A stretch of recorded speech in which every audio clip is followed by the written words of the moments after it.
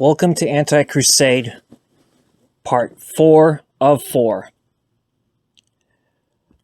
Ahead of time, I'd like to apologize to everybody I let down with this series, and I hope it wasn't too bad.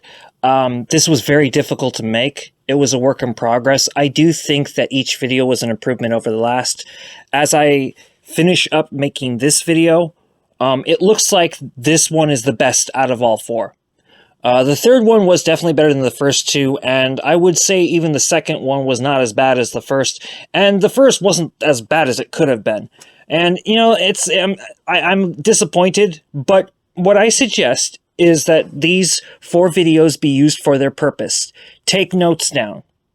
I do everything I can to explain a lot. I do my best to keep it political, even though, you know, my political days are numbered, and believe me, they are. I have unfinished business. I keep all my promises. I will finish all my work. And then I'm going to do what I really do. But I have to do some things that are pressing. I have to finish certain projects. You know, the documentary, which was always referred to as the prize documentary of this channel, Jewish Bundist Diaspora Movement, I directed that. That was my script. Donna Newman was the editor. When I look back at it, you know, I don't want to sound cocky, but I have also realized that too much humility is stupid. At the same time, you know, like, I don't know how to be truthful without people thinking I'm an egotistical person, so I'm just going to have to not give a fuck. With respect to everybody, Donna Newman was very skilled. She is skilled. I just don't know where she is now because, you know, she fucking, you know, deserted everything, you know, and she made promises to people, got me in boiling water, put me in a position that I don't ever want to be in again. But, you know, I will defend her theories. I will. But this is no longer her channel. She may be skilled, but I'm more talented. I'm not as skilled as her, but she's not as talented as me. Everybody knows I agree with her particular, with a few exceptions within the theory. I agree with her particular theory of permanent revolution. It is already known that Dr. Weisfeld does not. That is okay, because we need to start having the discussions and the debates. She came up with a very particular theory called the Vanguard Circle. Me and her developed this theory together, but it was me that came up with the theories of the variations of that theory. So here's the thing. This channel is no longer Donna Newman's channel. This channel belongs to Dr. Weisfeld and Comrade Net, both of us. Dr. Weisfeld just lets most of this defer to me, but he can upload whatever he needs to.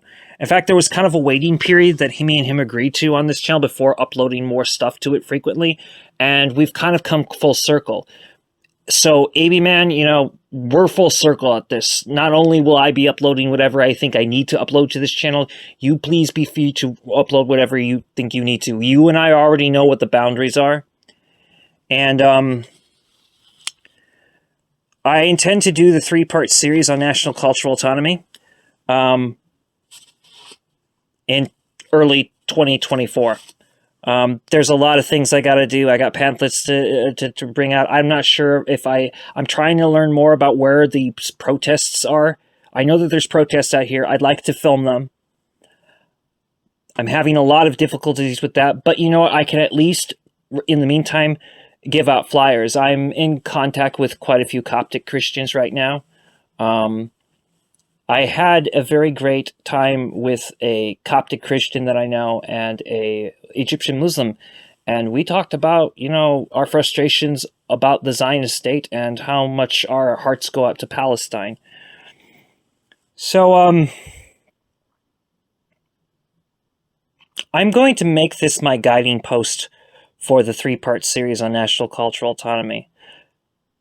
I had to read it a couple times because it was actually the most best brotherly advice that Dr. Weisfeld could give me. he wrote to me, and this was so profound for me that I wrote this down, because this is going to be my guiding light. I'm gonna tack this to the wall as basically a reminder of my own self-discipline. Dr. Weisfeld recently told me, and I quote, "You could do much more better relations by rising to take the use of terms with precision and not in common parlance. Political theory is not a conversation."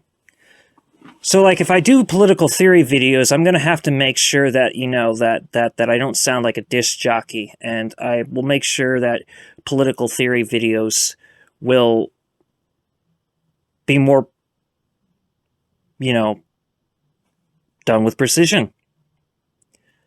Parlance is not, common parlance is something that I have consistently indulged in, and it's bit me in the ass officially.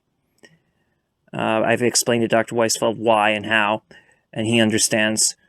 I'm not trying to embarrass you, AB Men, but for any embarrassments I've done, if I've embarrassed you in any way in this series, I do apologize. I never wanted to talk about May 27, 2019. It still gets me in trouble because I will never say it didn't happen when it happened. But but because it has come out and that information is out, I have to finish unfinished business. And I've seen what the manual will look like. It's going to be in 2 volumes, and I still got to talk to Dr. Weisfeld more about how we're going to get this stuff published. And one of my priorities is finding all the Demarchist literature. I know who to talk to, and I'm talking to those people currently, but they're not very happy, and they're not very happy with me because they don't have a problem with Jason Unruh, but they're not very happy with my constant fraternizing with communists, you could say. And I don't blame them. They don't mind me talking with the anarchists too much, but they don't like how much I fraternize with them because they have a completely different theory, and that theory is being slandered by people, and I have to rise to the occasion to fix this problem, and I can do that. The manual will quote things from Demarchists, and they are frustrated by this, but they understood the necessity behind it. When I say they, I'm speaking of a lot of people I'm not allowed to name. I will say, however, that Grandma Gypsy hopes that Dr. Weisfeld is well. So, I may have made some mistakes. Obviously, I make mistakes. So, if I've made many mistakes and I've if I've gotten any of the facts wrong concerning my defense of Hamas's situation, I apologize ahead of time. But I do know that they did not behead babies. I don't even think they killed any of the hostages. I'm not sure. Maybe I'm incorrect about that, but I know they didn't behead babies or do all the heinous stuff that they're being accused of. I neither condemn or condone Hamas. I simply and merely understand why they did what they did. They're desperate. I do condemn wholeheartedly Zionism, the State of Israel, and I denounce it on the theological grounds that it is Amalek, and I denounce it on the political grounds that it is a settler colonial project that must be removed. I am for Palestinian liberation and Jewish liberation. I'm for the Jewish diaspora's liberation as a nation, and I'm for the Palestinian indigenous people as a nation. The Jewish nation is a diaspora nation, and it shall ever be a diaspora nation. And the Palestinians will always be the indigenous of the Holy Land.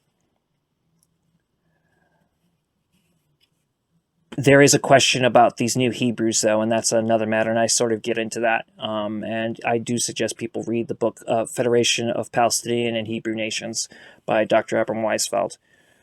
So thank you for your time. I'm not going to claim that this video is good. It's more goodish. I hope it's of value. I do suggest, though, by these 4 videos, because they do contain a ton of information, that if you have, a tablet to write on, or a piece of paper, or a packet of paper and a pencil or a pen, that you write down the bits of information. there were things that I said or tried to bring to light in the previous videos that I spent more time in this video explaining in a more smooth manner. So anyway, from the river to the sea, Palestine will be free. Free the Jewish diaspora.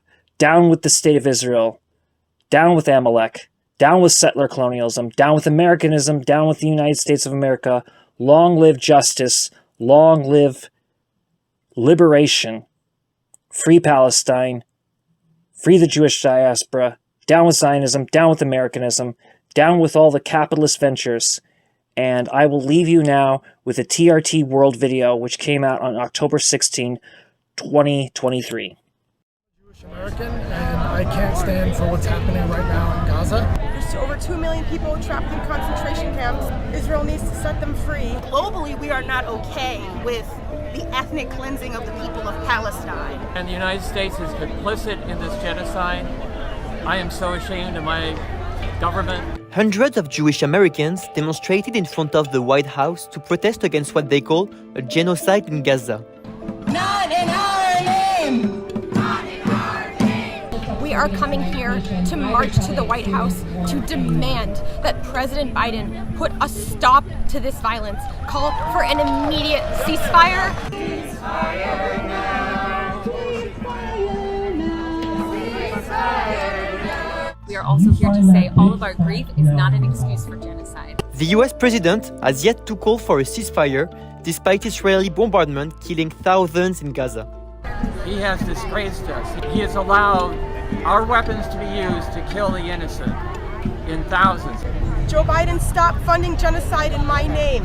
During an interview with CBS on the 15th of October, President Biden said that Israel had to respond and that the US would provide everything they need.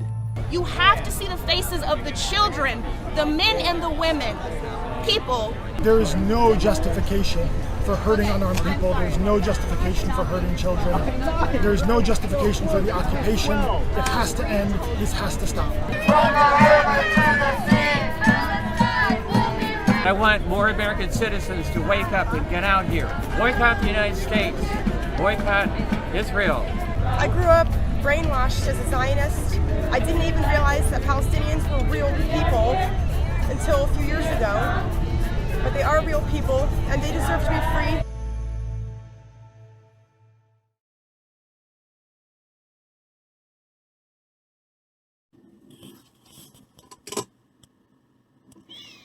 Next up, we have something from Neturei Karta International. Neturei Karta, as I've now said multiple times, they are the leaders of our generation. They are the ones that have the Mizora. They do speak for the Jewish religion, and that means to some degree or another, to all of us who are Jewish, they do speak for us. The only question we could say as Bundists is to what degree. But they do speak for Judaism. And again, like I said, as a real Bundist position on that would be ultimately to what degree is a question. But they do speak for us because they are the leaders of our generation. They do have the Mizora. They are the true rabbinical authority worldwide. Any dispute to that is simply a lie. Neturei screwed up my headlines for a second there. Neturei Karta counter-protesting a pro-Israeli rally on November 28, 2023 in front of the Teaneck Municipal Building in Teaneck, New Jersey.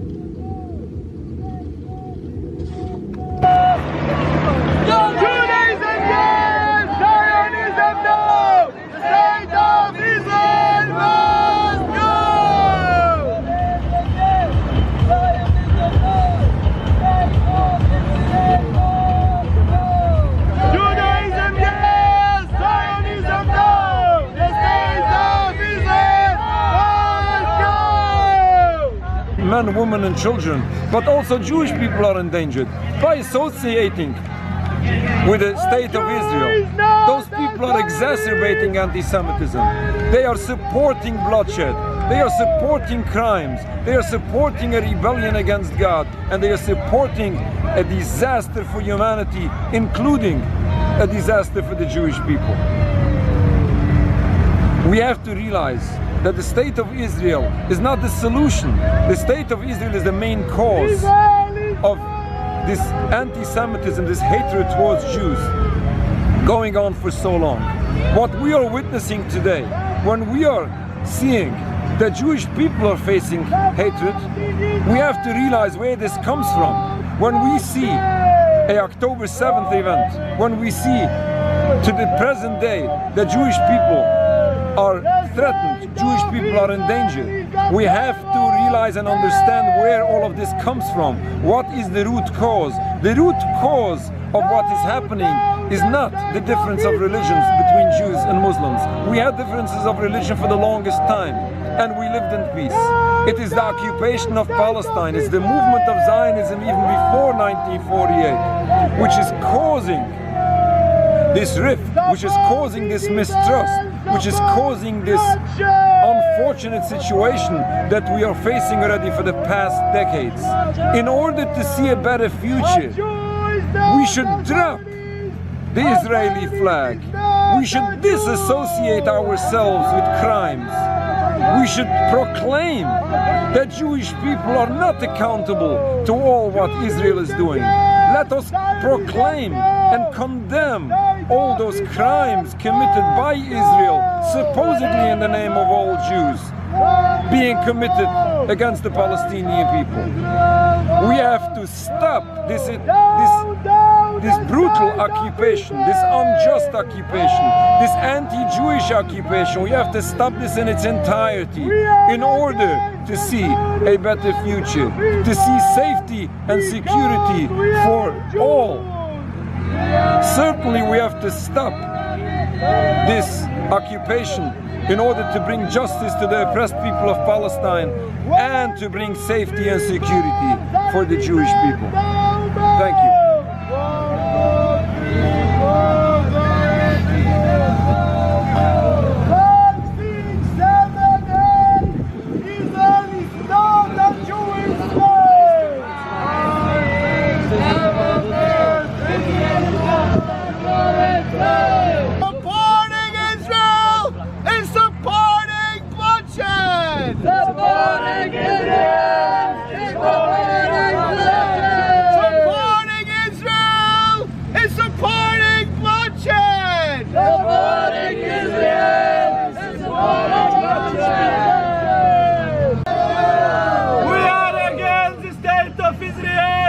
Because we are Jews! We are against the state of Israel! Because we are Jews! We are against the state of Israel! Because we are Jews!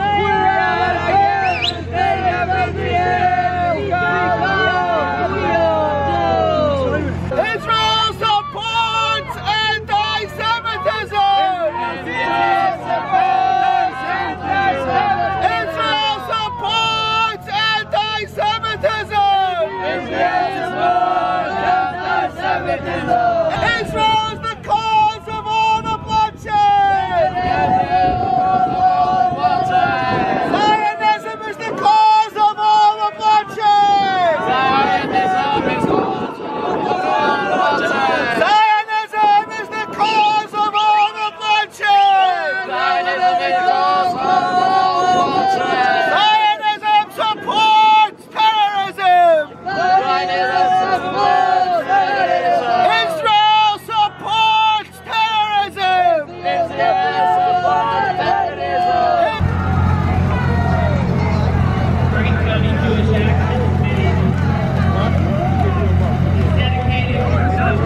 While we are seeing tragedies in the Holy Land, we are seeing massive bloodshed, we are seeing even Jewish people endangered because of this massive hate which is being created against Jews. And then we have here this rally, this pro-Israeli rally, raising the Israeli flag, supporting Israel. And by doing so, they are attempting supposedly to fight anti-Semitism.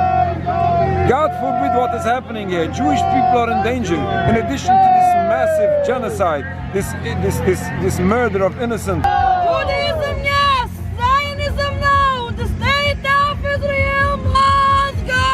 Judaism, yes!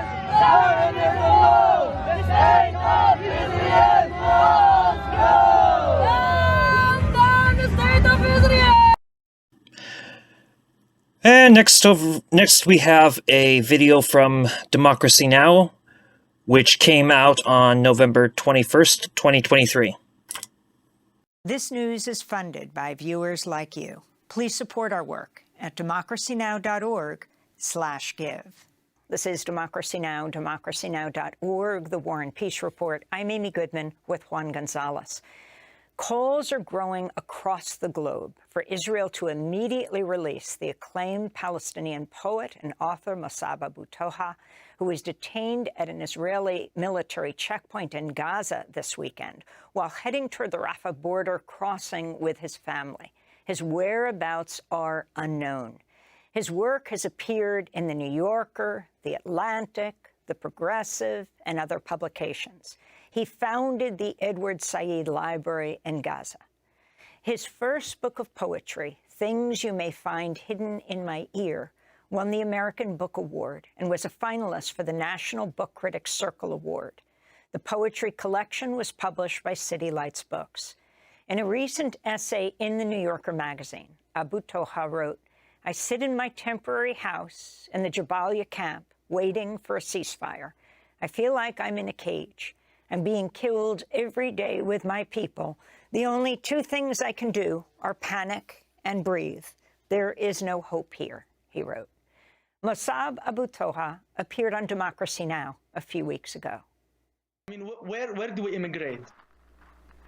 We were born on this land. My parents were born on this land. My grandparents were born on this land. My great-grandparents were born here. But if you ask anyone in Israel, most of them would tell you that their grandparents were born somewhere else. And even, I only have a Palestinian passport, which is really not very helpful when I leave Gaza, if I could leave Gaza. So where do we go? And Netanyahu, on the second day of the escalation, said, ask the Palestinians in Gaza to leave. He said, leave now. But where do we leave? And why should we leave?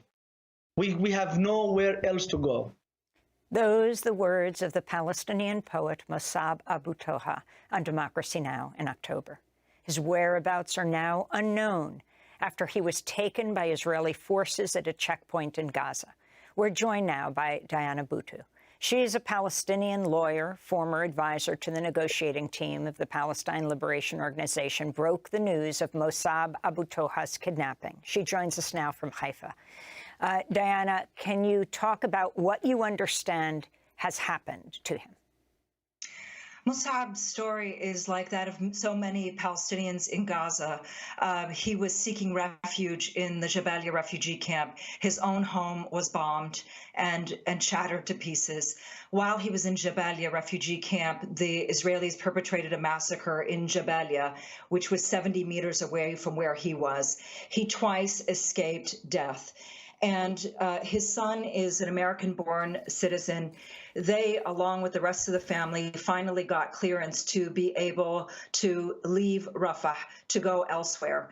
And as they were fleeing from the heavily bombed northern part of the Gaza Strip, they were forced to go through a checkpoint, what was supposed to be a safe passage on Salah ad-Din Road, which is the road that leads from the north to the south.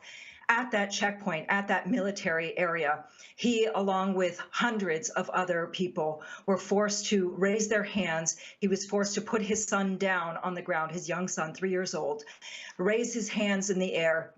And he and hundreds of others, men and women, this has been confirmed by his wife, were then abducted. They weren't arrested, they were abducted, kidnapped by the Israeli army, with everybody else told to continue on. His family is not in Rafah. They are still trying to get to the south. It is near impossible to get to the south, and his family still has not heard from him. They have no idea of his whereabouts. We've checked everywhere with the ICRC, with representatives of Congress, with the State Department, and nobody has been able to provide us with even the simplest of answers in terms of where he is, why he's been abducted, what conditions he's being held under, and when it is that he will be released. And this is why so many are pushing and demanding not only for Mus'ab's release, but for the release of the hundreds of Palestinians that Israel has abducted over the course of the past 7 weeks. I'm wondering, you've commented in the past on the extent to which Israel has been disseminating false information about the war. Could you elaborate on what's been the effects of that? Well, the effect has been that we now see that commercial media are looking and examining the tiny little minutia of disinformation that Israel is putting out, but they seem to ignore the bigger picture. And the bigger picture is that Israel is bombing a 2.2 million populated refugee camp. Half of them are children. And we just keep hearing one piece of disinformation after another. We've heard them talk about the legality of bombing hospitals, when anybody who has any sense of morality or notion of what's legal, what's right, knows that you can't bomb a hospital.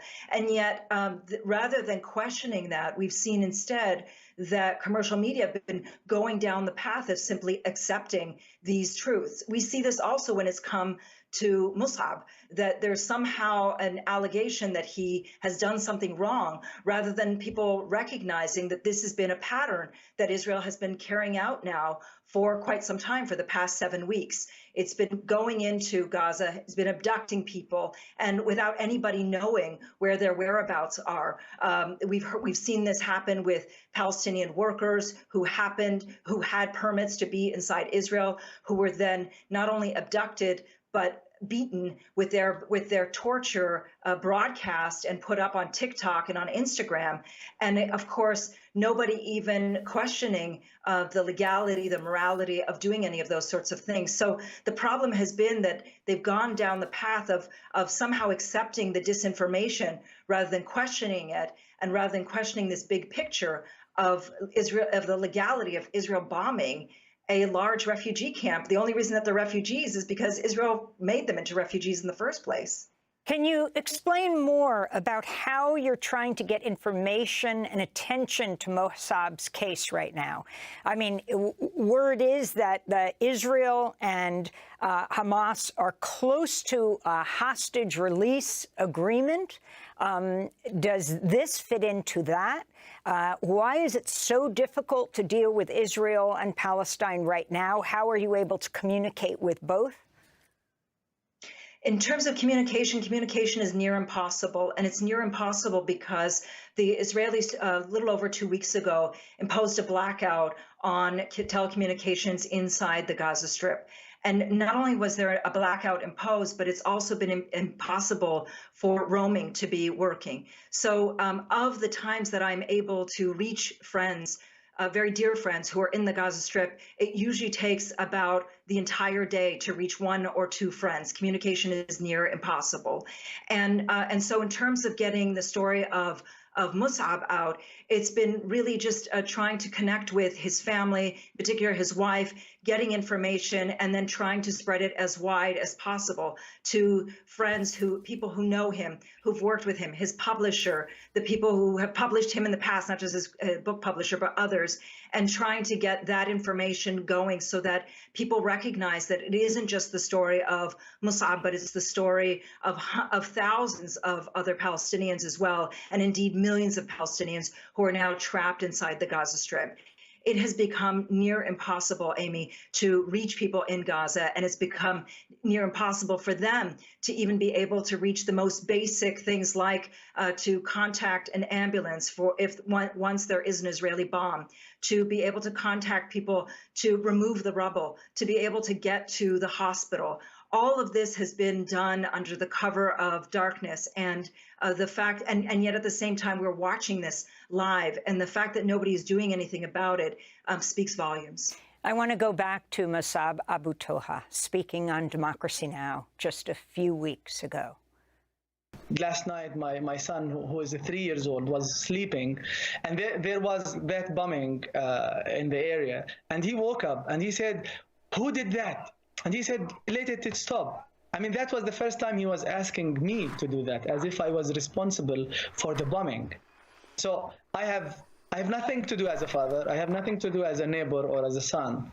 We are helpless here. We have been helpless all our lives, while the United States, unfortunately, is always stepping in to support Israel. The words of the Palestinian poet and author Mossab Abu Toha speaking on Democracy Now! A few weeks ago. To see the whole interview, go to democracynow.org. Democracy Now! Is funded by viewers like you. Please give today at democracynow.org/give. And now we have another video from Democracy Now! This one also came out on November 21st, 2023. This news is funded by viewers like you. Please support our work at democracynow.org/give. It's been another devastating 24 hours in Gaza and southern Lebanon for journalists covering the 46-day Israeli bombardment. The Beirut-based TV channel El Mayadeen has just announced 2 of its journalists were killed today in an Israeli airstrike in southern Lebanon.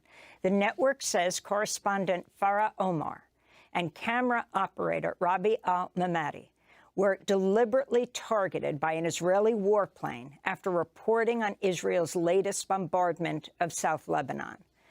Meanwhile, in northern Gaza, Ayat Khadura, a 27-year-old digital content and podcast presenter, has been reportedly killed along with her family in an Israeli airstrike. This is Ayat's one of her last video reports. This may be the last video for me. Today, the occupation dropped phosphorus bombs on the Beit Lahia project area and scary sound bombs and threw evacuation notices in the area. And of course, almost the entire area has evacuated. Everyone started running madly in the streets. No one knows neither where they're going to or coming from. We're separated, of course. I and a few others remain at home while the rest have evacuated, and we don't know where they went. The situation is very scary. The situation is very terrifying. What is happening is very difficult. May God have mercy on us. On Sunday, the head of the Gaza press house was also killed by the Israeli military. Bilal Jadallah was heading to southern Gaza when he was killed by an Israeli tank shell in the Zaytun neighborhood of Gaza City. Bilal was known as the godfather of Palestinian journalism. He helped train generations of reporters and welcomed foreign correspondents and sponsored them when covering the Gaza Strip. The Committee to Protect Journalists Monday announced a grim milestone had been reached, with at least 50 journalists and media workers killed since October 7th. 45 of the journalists have been Palestinian. There have been 3 Israeli journalists killed, and there have been at least 3 Lebanese journalists killed. CPJ reports 11 journalists have been injured, 3 are reported missing, and 18 have been arrested. According to CPJ, the past month and a half has been the deadliest period of journalists covering the conflict since the media group began tracking these deaths over 30 years ago. We go now to Philadelphia, where we're joined by Sharif Mansour, the Middle East and North Africa Program Coordinator for the Committee to Protect Journalists. Sharif, welcome back to Democracy Now! Under horrific circumstances, the UN Secretary General says that the number of civilian deaths is unparalleled and unprecedented. Of course, journalists are civilians. As I woke up this morning, I got one text after another. First, the young woman and her cameraman in southern Lebanon killed about an hour after she posted a video report. She's standing in a field in southern Lebanon, and she's talking about the Israeli military killing civilians. She and her cameraman are then hit and killed. And then, as I'm learning their names, another text comes in. This young reporter in northern Gaza is killed. Even as she says in her report, I fear I will die. Can you talk about this latest news? And then a man you have come to know who worked with you on a CPJ report, the head of the Gaza Journalists Association, also killed in an airstrike. Thank you, Amy, for having me. I remember being on your show a little bit more of a month ago and saying for journalists in the region, this is the deadly time. And it was the deadliest week back then. It became the deadliest month, and now the deadliest 6 weeks on our record. I was not exaggerating. I was not speculating. The killing of Bilal Jadallah, who helped us document this deadly pattern of journalists being killed by Israeli fire over 21 years. Just in May, we made a profile of 20 journalists. Majority, 18, were Palestinians. And he, Jadallah, his center, have helped identify them, their families, get us their pictures. And on Sunday, he became a victim of this same deadly pattern when he was killed in his car. Jadallah have also provided crucial safety equipment for journalists in order to do their job safely. And he opened the press house for journalists to use electricity and internet when there was no other place. This deadly pattern has existed before. It's getting more deadly per day. We are investigating the 3 more killing today, adding to 50 as of yesterday. We've never seen anything like this. It's unprecedented.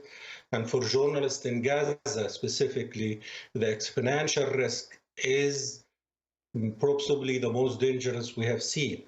Journalists were killed in the very early stages at the 2 entry and exit points from Gaza.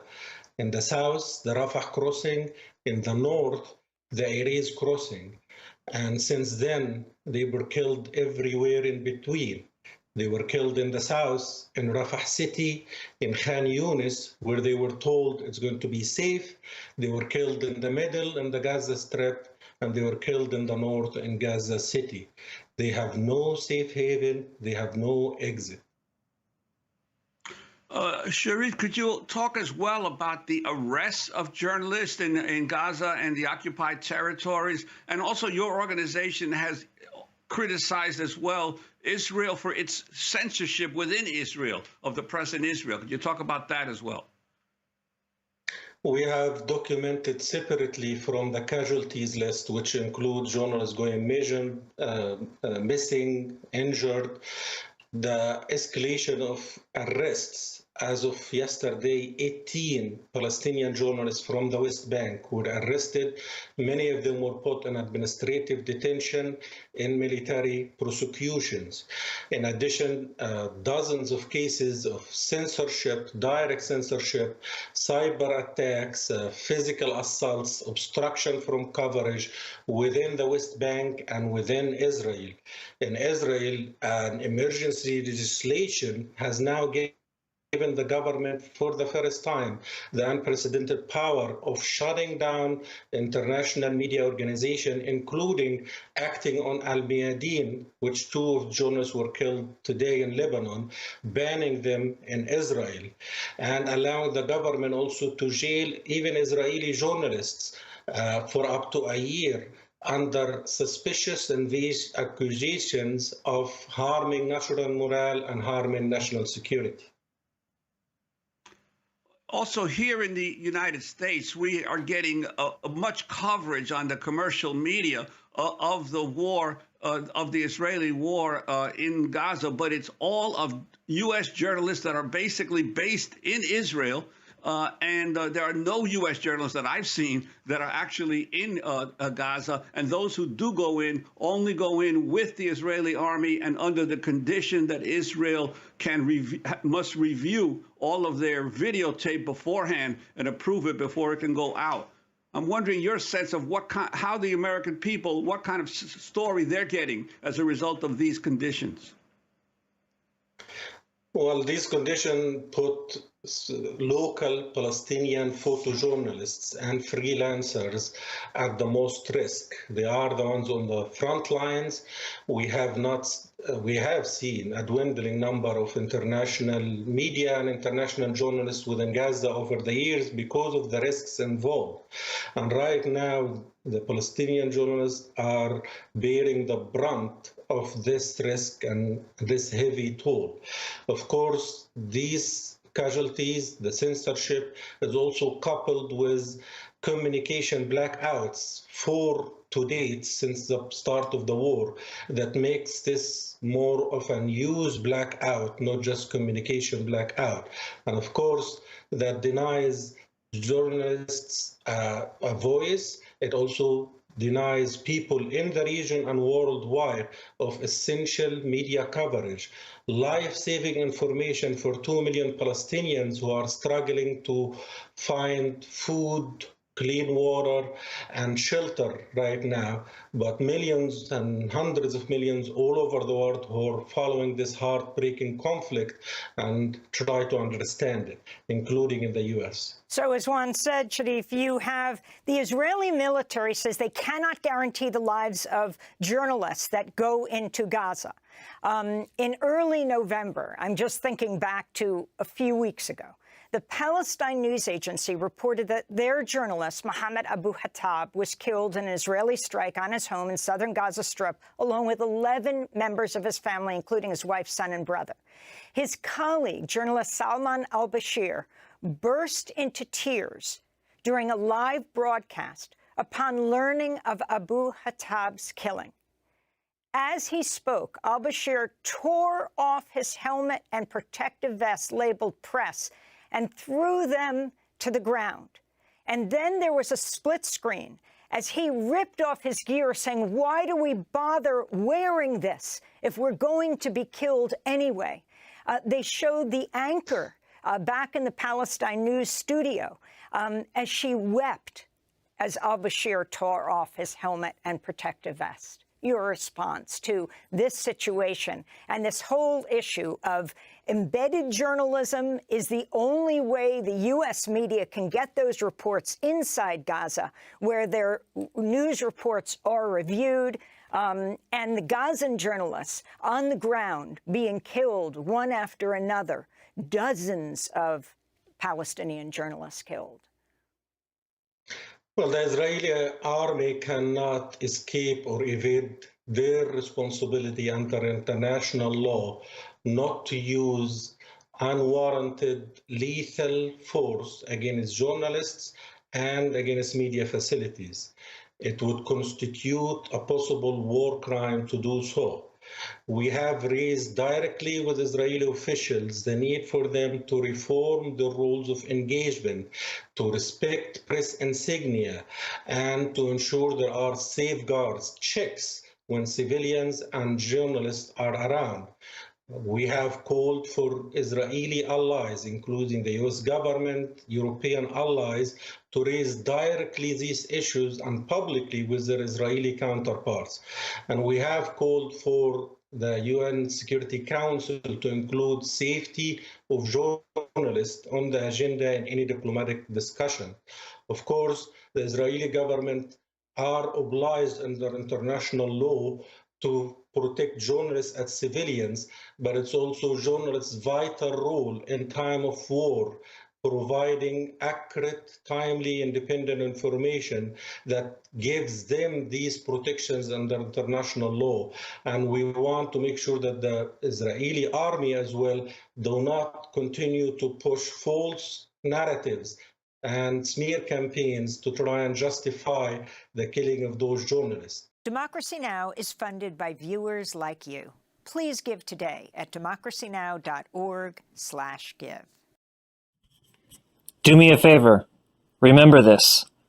It's very important that you remember this because there's going to be a fuller context coming up very, very soon. The Celts were originally nomadic. That's one of the ways they constantly were able to best their rivals, the Greeks, who they actually had more of a love-hate relationship with rather than a hate relationship as people think. Of course, they would really hate the Romans, largely because the Romans were known to appropriate stuff by the Greeks. So the Romans conquered the Greeks, and they did so in a sense that they had appropriated Greek ideas. But it is also known that the Greeks managed to, in many ways, culturally infiltrate the Romans and conquer them in a different way. So when people hear the term Greco-Roman, it is correct. Anyway, do understand that, yes, the Celts at some point would completely settle in what we know today now as the British Isles. But they were more than just around the British Isles. They were all over Asia and Europe, and that's a fact. So anyway, we have here now a video from the Real News Network, which came out on November 30th, 2023.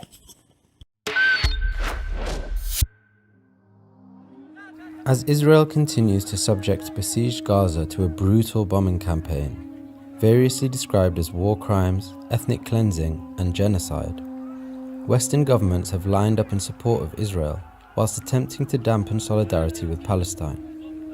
No country, though, seems to have aligned itself as unequivocally with Israel than Germany. On the streets of Berlin, a city famous for its anything-goes attitude, this unwavering support of Israel has translated into harsh and unprecedented police repression. Sonnenallee, a street in the predominantly Arab and Turkish neighbourhood of Neukölln, is known by the Arab community as Shara al-Arab, or Arab Street. And the Sonnenallee is the street where, with all the Arab shops and Arab people and migrants in general, they are very... I mean, this is also Hermannplatz. Zaid Abdel Nasser is the coordinator of the Germany chapter of Samidun, an international solidarity network for Palestinian prisoners. He's also a Palestinian refugee and resident in Germany since 2015. I would say in every demonstration and every event that happened for Palestine in Berlin, ever since the 7th of October, in every event there was an incident, at least one, where the police attacked the demonstration and hit people and assaulted them and arrested at least a couple of people.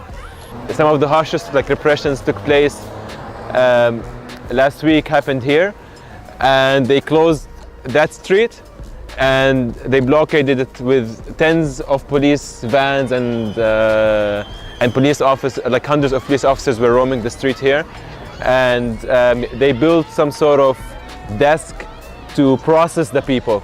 One of the people processed at these desks was sociologist and activist Matanya, who says she was walking home when she was arrested. They just drove me 2 blocks and dropped me off over there in this street on Hermannplatz, where they created a pop-up police station. They really put down tables and everything because they were arresting so many people that day. And there was a line with people, maybe 100 people, women, men, 10-year-old kids. After me, a 10-year-old boy got arrested, worked to the floor, sat on his neck. He was standing behind me in line over there. In a video that quickly went viral, Matanya is seen being arrested by police. I'm arrested because I said free Palestine. On that day, there were 2 protests scheduled here in Neukölln that were banned immediately. Those protests were on 2 different squares here in the neighborhood. I was just there on the sideline, watching other people getting kettled and arrested. And then actually I was on my way home to where I live, and passing over Sonnenallee, there were a lot of people, and some people said free Palestine. I chanted free Palestine twice while walking home on a street where there was no demonstration planned.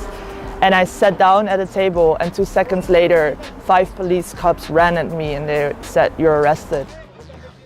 Of course, the police are acting on orders from higher up. Es ist mir wichtig, dies hier heute in Israel in dieser schwierigen Situation deutlich zu sagen.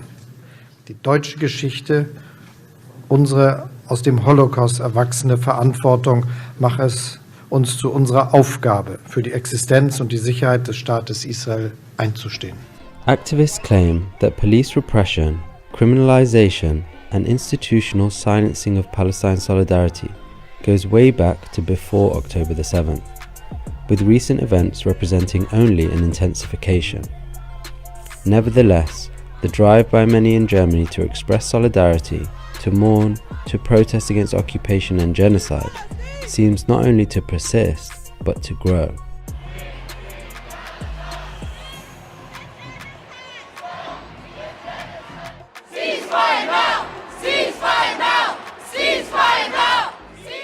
Iris Hefetz is an activist in Germany's Jewish Voice for Peace. On October 14th, she was arrested and detained for holding a sign in public reading, "As a Jew and Israeli, stop the genocide in Gaza." Iris Hefetz von der jüdischen Stimme verhaftet. Die Polizei Berlin verhaftet Iris Hefetz auf dem Hermannplatz.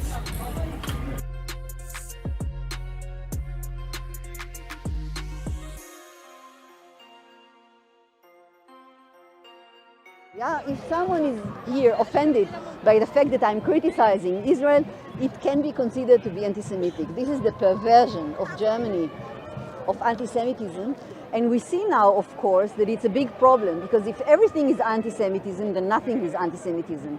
Of course, anti-Semitism exists, but Palestinians and Arabs still have the right to go on their streets, show their support for the people, mourn also, and this has been completely, since 1 month, forbidden in the name of anti-Semitism, which is actually racism against Arabs and Muslims within Germany, who is a huge part of the population also.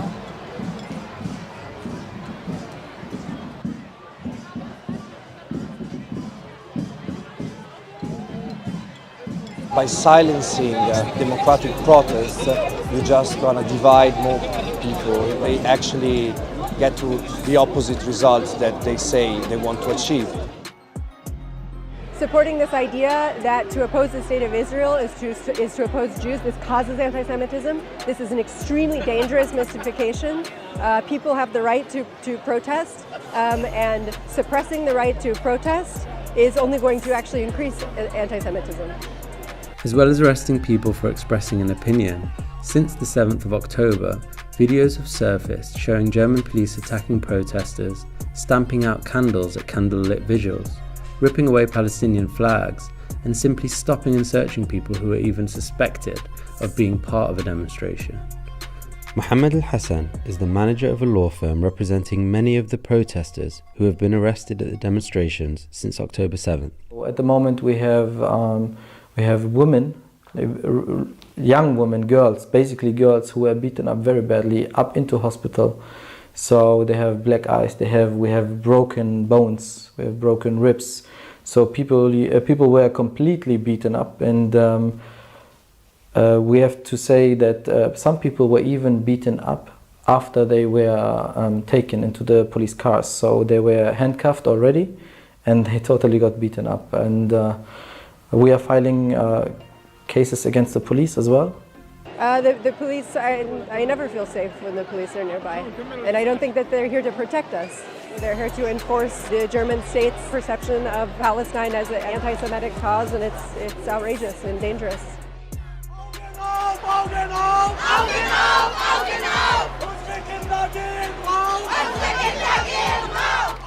But what happens when you apply this amount of repression and pressure against Palestinians and Arabs and even internationals who support Palestine, where you ban them from gathering legally and voicing their worries and voicing their feelings and voicing their political position?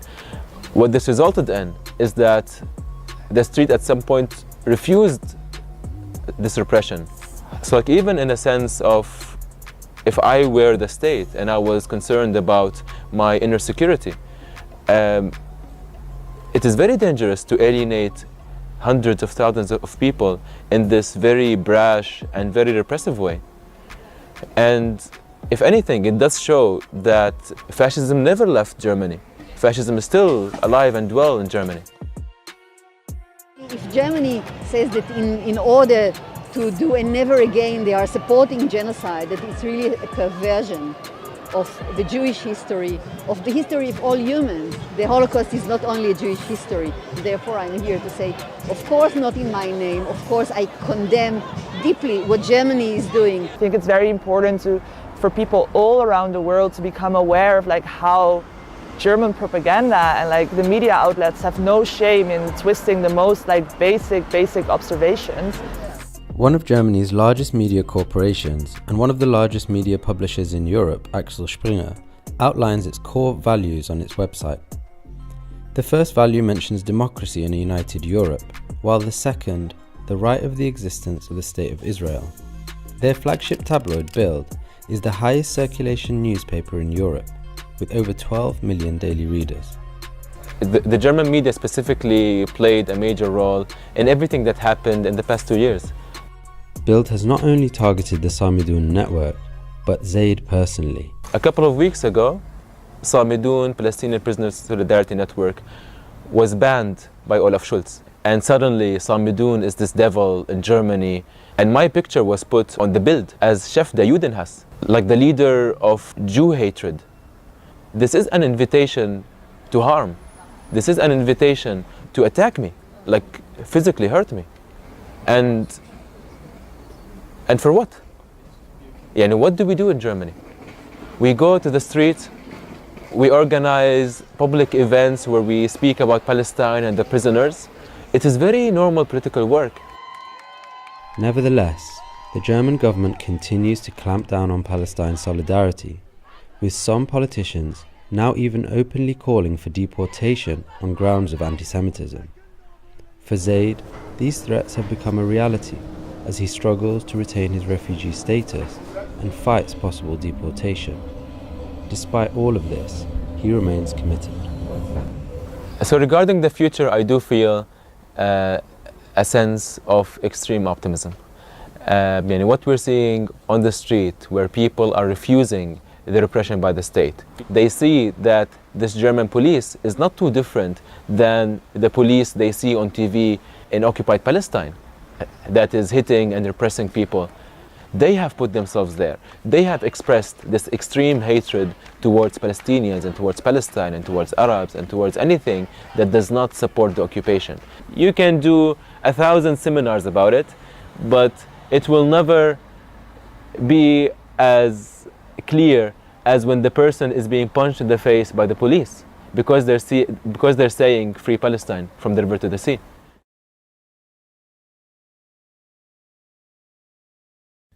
Thank you so much for watching The Real News Network, where we lift up the voices, stories, and struggles that you care about most. And we need your help to keep doing this work, so please tap your screen now, subscribe, and donate to The Real News Network. Solidarity forever. So I'm very disappointed with Anti-Crusade Part 1 of 4. I mean, I'm not completely disappointed. I'm just disappointed enough for me to be like, I was really trying, but I was also having a hard time. I get the message across, but sometimes my words get scrambled. Similar things happened with Anti-Crusade Part 2 of 4. Not as bad, but it's still there. There seems to have been improvement with Anti-Crusade Part 3 of 4. I have now watched these 3, and so I want to get it right this time. So if I fuck it up, it's completely my fault. So I have these notes to keep myself on track with the subject at hand. So this is a complete recap here, okay? But you know, I noticed, you know, that I'd mentioned Zoroastrianism being the mother of Islam, but not actually explaining that. So, like, I'm going to get into this now. But first, before I get into any of that, I need to give a basic history lesson. So, remember, you have to separate Judean supremacy, Jewish supremacy, and Zionism. They are not the same. And even if you believe in theological context that Judean supremacy at the time when it was done was necessary, that same logic actually renders a furthering of that to be heretical. because, you know, there are a lot of people, and to some extent, myself included, that believe that Ezra was justified in what he did. I only say to some extent, because one of the mistakes I think people make is they were like, okay, well, these texts are older, therefore they're more valid. Except that if you know anything about the prophets, the Nevi'im, most of them, which are coming from the Judean school of thought, not the Samaritan school of thought, much of what's written there is a retrospective take on why the first exile, of the Judean, of Judah and, Benjamin and their Levites, why that happened. So like archaeology, and I am one of the people that believes this. I believe archaeology is a sin. I don't, and just to be clear, not everybody agrees with me on that. I'm in that particular instance, I'm definitely speaking particularly for myself. But, it's commonplace in a lot of Orthodox Jews to believe, or a lot of Orthodox, I said Jews instead of Jewry. See, it's hard for me to keep up with that. I mean, I agree with that policy, but that policy is difficult for me because it's not how I normally speak. And I try to speak more how I normally speak here, but I gotta still keep the policies that are correct for this channel. Donna Newman was not wrong about everything, so. Anyway, a lot of Orthodox Jewry completely oppose archaeology, myself included. However, what's different about me is if something is learned from archaeology, it's not always wrong to benefit from what's been discovered. So archaeology shows that the ancient Israelites often worshipped Yehud. That's, by the way, a kosher way of saying the Tetragrammaton. They worshipped Yehud, but they also worshipped his Asherah. Scripture would later make the Asherah into Ashtoreth, which is connected to the concept of Ashtor and Ishtar and Astarte, because, we're talking about Mesopotamia here. But from the beginning, Judaism took Canaanite and and Phoenician deities and said, these deities don't exist, there's only one deity. Now, mind you, Judaism never actually said that there weren't many gods.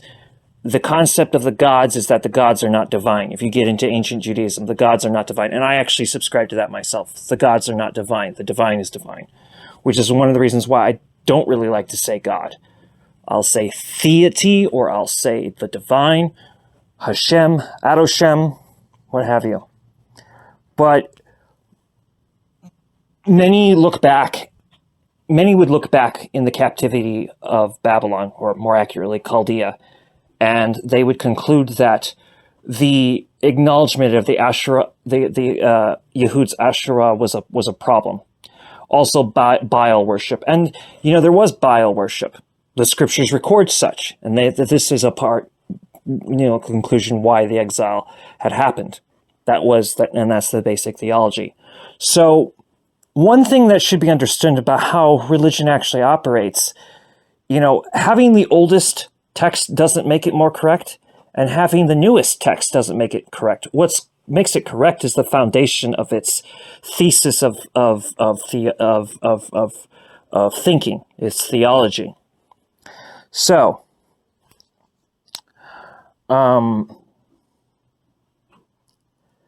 ultimately, however, if you know about the word Elohim is completely intersect. It's dual gendered. And that's a topic for another time. But again, the archaeology that has been recovered about who the ancient Israelites are does not affect Judaism for me. And it shouldn't affect Judaism for anyone else Jewish, I would say. Because one has to understand the reasoning behind it. The rabbinical councils didn't cover things up. They didn't make things up. Yes, El is the name of a Canaanite deity, Shaddai, and these words are, from these polytheist systems that Judaism opposed. But Judaism looked at those gods and said that those gods don't exist. They're like, these deities don't exist. There's only one deity, and these names are all names for that one deity. That is what Judaism's position was. Now, again, Judaism doesn't deny the existence of other gods, but they did deny the existence of the Canaanite and Phoenician deities, because from the point of view of Judaism, these are all just aspects or manifestations of the one. Anyway, to recap, Judean supremacy is what Ezra represented. Now, if you theologically believe that Judean supremacy was necessary for the time, that actual same logic would imply that Judean supremacy in any form today would be heresy. And the same would go for Jewish supremacy, even if you, and by the way, actually, I would argue Judaism does not support Jewish supremacy. Jewish supremacy is what the dynasty which came after the Maccabees. Jewish supremacy is what the dynasty which came after the Maccabees stood for. So I would like to clarify that when the Maccabees retook the temple, that was a good thing. And we're in the Hanukkah season now. Hanukkah's coming, or it's already here, depending on when this video is published. But Hanukkah is about the Maccabees who took back the temple after it had been desecrated by Hellenized Syrians. You had Hellenized, and this resulted in Hellenized Judeans versus the Jewish Judeans. And the Jewish Judeans prevailed. And that was a revolution.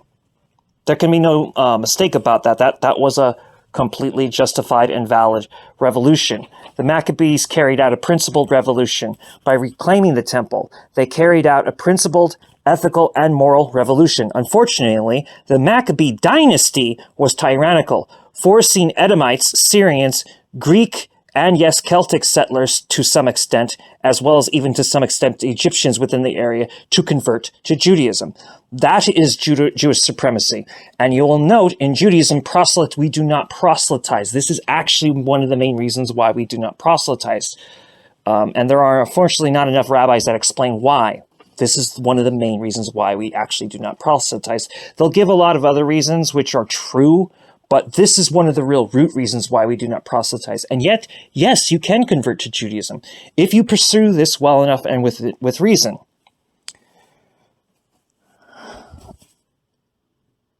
So, Jewish supremacy was basically what the dynasty created by the Maccabees carried out. The Maccabees, their revolution, justified because Judaism was reclaimed by the people, and it was a people's revolution. But it was led by these Maccabees, and while the Maccabees had been justified, often as is the case, once they took power, they became tyrannical and forced others to convert to Judaism. This is Jewish supremacy. Now, you cannot confuse Jewish supremacy with Zionism. Zionism is white supremacy. It is foreign to Judaism. And the Jewish people that took up the concept of Zionism were actually people who had been they were Jewish in the sense that their mothers might have been Jewish, but more accurately, you could say their grandmothers were Jewish and their grandmothers had mothers who would be Jewish by default, but they had been away from the practices of Judaism. The Zionists were actually secularists. And they are the poster boys for secularists. And if you want to know the difference between secular and secularist, the previous videos already go over that. There's no reason for me to recap that. You can divide modern Judaism into two sections. Christian Zionism, just in case I didn't say that correctly, you can divide modern Zionism into two sections, Christian Zionism and Jewish Zionism. Christian Zionism, originally known as Restorationism, predates Jewish Zionism. Jewish Zionism attacks Judaism, sometimes by outright attempting to destroy it openly, other times by presenting a counterfeit Judaism, which has been successful to some extent, but that actually has gone into severe decline, which also explains a lot of the panic we see with Zionists, especially Zionists that pretend to be rabbis.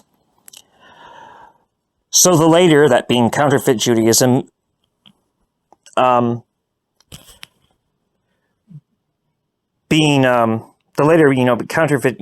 counterfeit Judaism, being more common, than outright attacking it. And that's kind of funny because there's different stages that this went through. Originally, outright trying to destroy it was popular. That started to really fall apart because, Jewish people do want Judaism, because that's part of what being Jewish really is.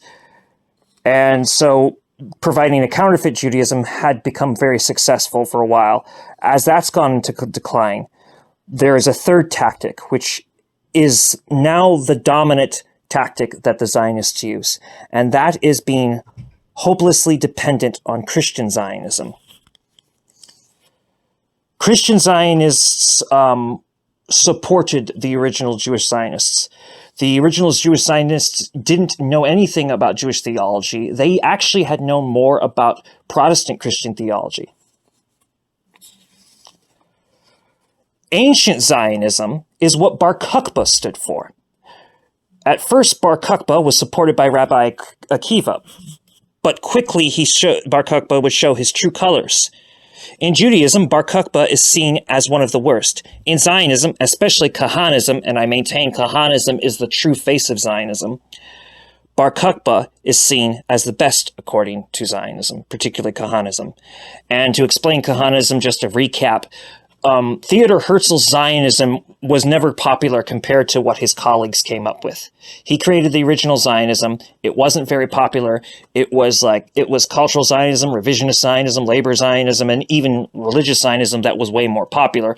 All of these versions of Zionism despised Judaism, actually. Yes, including religious Zionism, if you understand what kind of farce that crap is. Kahanism takes the Herzl philosophy, but mixes it in with culture and spirituality.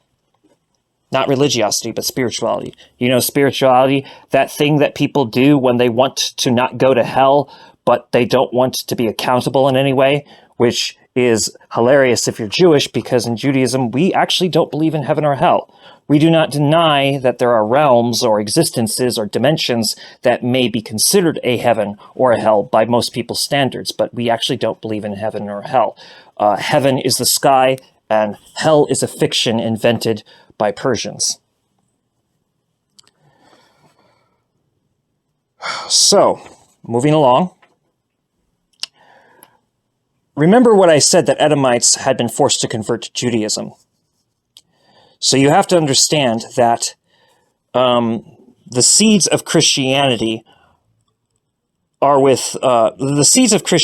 actually start with this. The seeds of Christianity are with Jewish interaction with ancient Wiccans.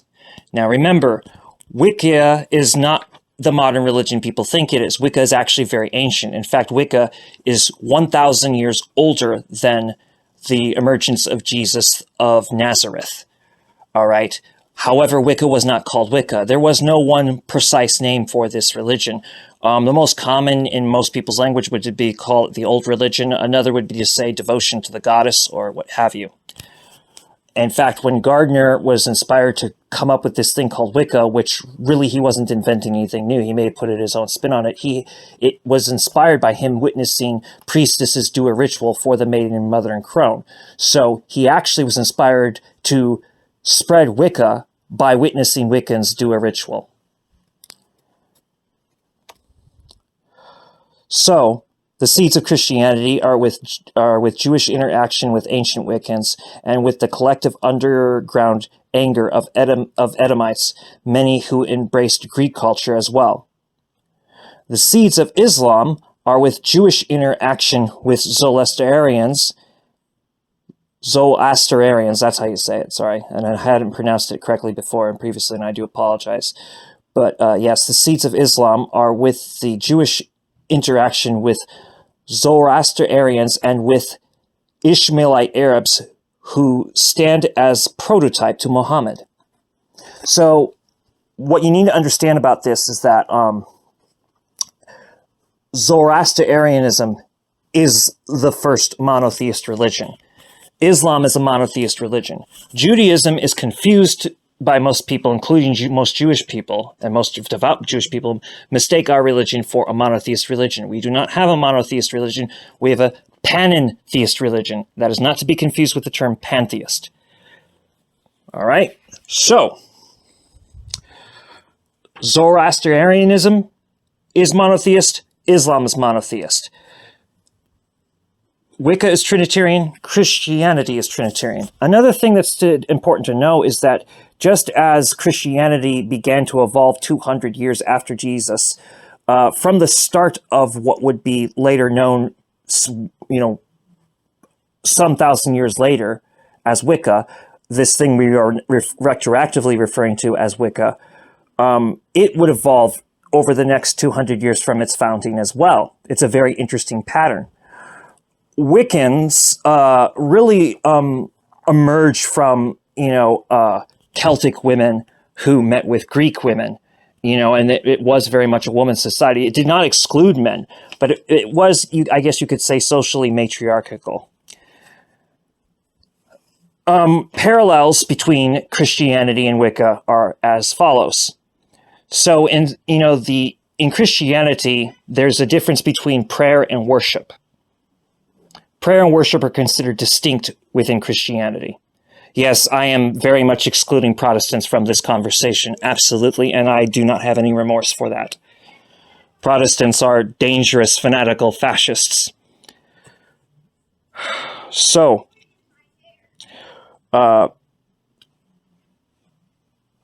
with Christianity, you have the Father, Son, Holy Spirit.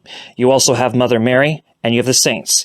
They pray to the saints. Wiccans pray to Norse and Celtic gods and goddesses, all right? But they worship the goddess. And instead of Mother Mary, they have the horned god, or the horned god, in Greek he'd be called Pan, sometimes called Lucian, other times called Heron. If you actually know about English cultural folklore, there's Heron, but that Heron character, is actually Pan. Sometimes Pan or Lucian has the goat horns. Sometimes he has bull horns. Sometimes he has antlers instead. But this is the basic concept of the horned lord. So you have Mother Mary for the Christians. You have Lord Pan for the Wiccans. You have Maiden, Mother, and Crone for the Wiccans. You have Father, Son, and Holy Spirit for the Christians. You have the saints for the Christians, and you have the Norse gods and goddesses for the Wiccans. So yeah, Christians have saints, Wiccans have gods and goddesses, and both distinguish between prayer and worship. In fact, what's very interesting is another parallel is when Christians pray to the saints, they're praying for certain things, requests. However, when Wiccans pray to the Norse gods and goddesses, they're typically doing magic in the sense that they're trying to cause a change in the material world. This is not, and here's the thing, if you are a real Christian, you shouldn't be threatened by what I say, because really what really caused Christianity to crystallize was that the Jewish people did reject Jesus, but those that followed Jesus, not all of them Jewish, many of them Edomites, many of them Greeks and Egyptians, mind you, sometimes Celts even, because these people wanted to believe that Jesus was the Messiah, so they had to rationalize the reason why. Some of the earliest hymns that we know of in Greek and Aramaic refer to, I know only one thing, him crucified. This is how collective memory evolves into a theological position. It's a very natural process that happens. So, I am not a Christian. I'm Jewish. But I'm also kind of pan-Abrahamic, and I am no enemy of the Wiccans, and I'm definitely no enemy of Zoroastrians. Zoroastrians gave Jewish people refuge. They are not our enemies. So, some things need to be understood before, people go off the hinges and, make ridiculous claims that, Jewish people don't know anything.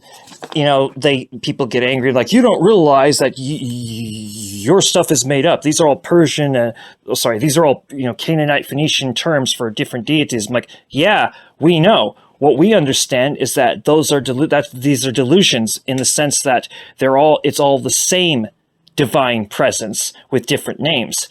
This is one of the reasons why polytheism is considered absurd in Judaism.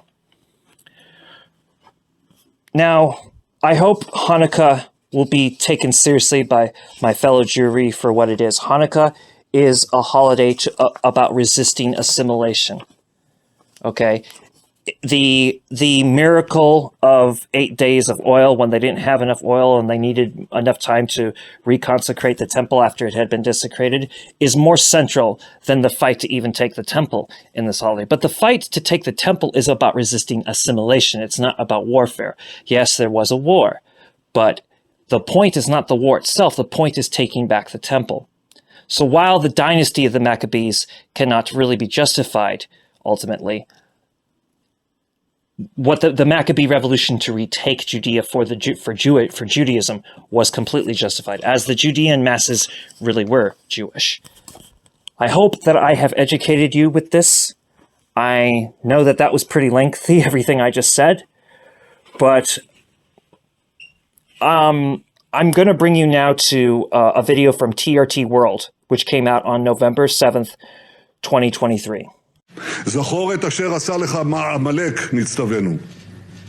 אנו זוכרים ואנו נלחמים.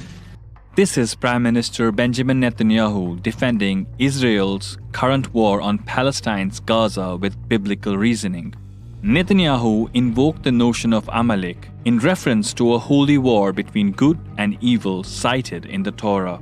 Well, Benjamin Netanyahu knows that he depends heavily on the United States to veto any UN resolutions critical of Israel's behavior, and he needs US military support to counter any threat from Syria or Lebanon. But it's not just Netanyahu. Such references have been echoing in the US for decades. In 1978, then-President Jimmy Carter mentioned that the establishment of Israel was the fulfillment of a biblical prophecy. It actually goes back to the 1960s. Jimmy Carter, Ronald Reagan. With the Six-Day War, it was kind of the wake-up call for evangelical, Bible-believing Christians, particularly in America. And it was exploited as the fulfillment of Bible prophecy. Amid Israel's current bombing campaign in Gaza, the rhetoric has turned more vile. American evangelical pastors who are staunch supporters of Zionism just can't stop repeating biblical prophecies. Israel, fasten your seatbelt. You're seeing Bible prophecy fulfilled in your lifetime, in real time, before your very eyes. We shouldn't be shocked and surprised that Satan is still at his same goal, because prophecy talks about how Messiah will come back again. So, what is Christian Zionism? Christian Zionism is centered around an end-of-the-world interpretation of Christianity, the belief in the return of Jewish people to Israel, leading to the second coming of Jesus Christ. It is one of the common factors that binds Christian Zionists with Zionism. Christian Zionism predates Jewish Zionism by at least 50 years, and today dominates the Zionist movement at least 10 to 1, probably nearer 20, 30 to 1. For every Jewish Zionist, there are 20 or 30 Christian Zionists. And therefore Netanyahu knows he needs the Christian, particularly the Christian right in America, Canada, Sweden, Holland, much of Europe, in order to maintain his position and to continue the expansion of the Zionist agenda in Palestine. And over the decades, this influential movement has dictated US foreign policy when it comes to the Israel-Palestine conflict. Remember when former US President Donald Trump made a candid confession during a rally in 2020? And we moved the capital of Israel to Jerusalem. That's for the evangelicals. You know, it's amazing with that. The evangelicals are more excited about that than Jewish people. It's really, right? It's incredible. Currently, more than 100 members of the US Congress can be identified as evangelical. Joe Biden, the current US president, has openly identified as a Zionist. You need not be a Jew to be a Zionist.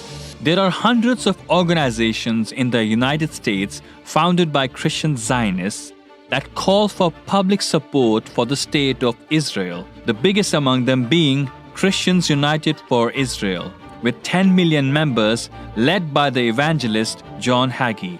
God is getting ready to defend Israel in such a supernatural way. It's going to take the breath out of the lungs of the dictators on planet Earth. Evangelical support for Israel does not just stop at political lobbying, influencing foreign policy, and mobilizing public opinion, but also fundraising and organizing tours of the occupied West Bank, including funding settlements in the occupied territories, which are illegal under international law. Evangelicals also oppose the two-state solution, believing that dividing the land will incur God's disfavor. It's Israel's strategy in the occupied territories and in Gaza. It is to depopulate them and steal more and more land. And if you believe that there's going to be a war of Armageddon, that we are on God's side, Israel's on God's side, and anyone who opposes us is on the enemy's side.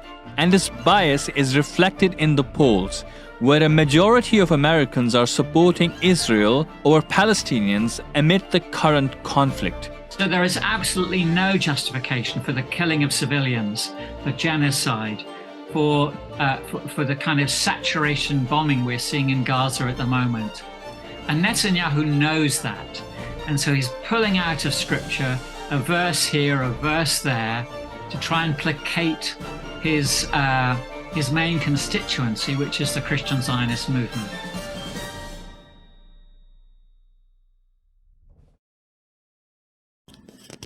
Okay, so now comes the part where we have to confront the toxic lies in Central Synagogue.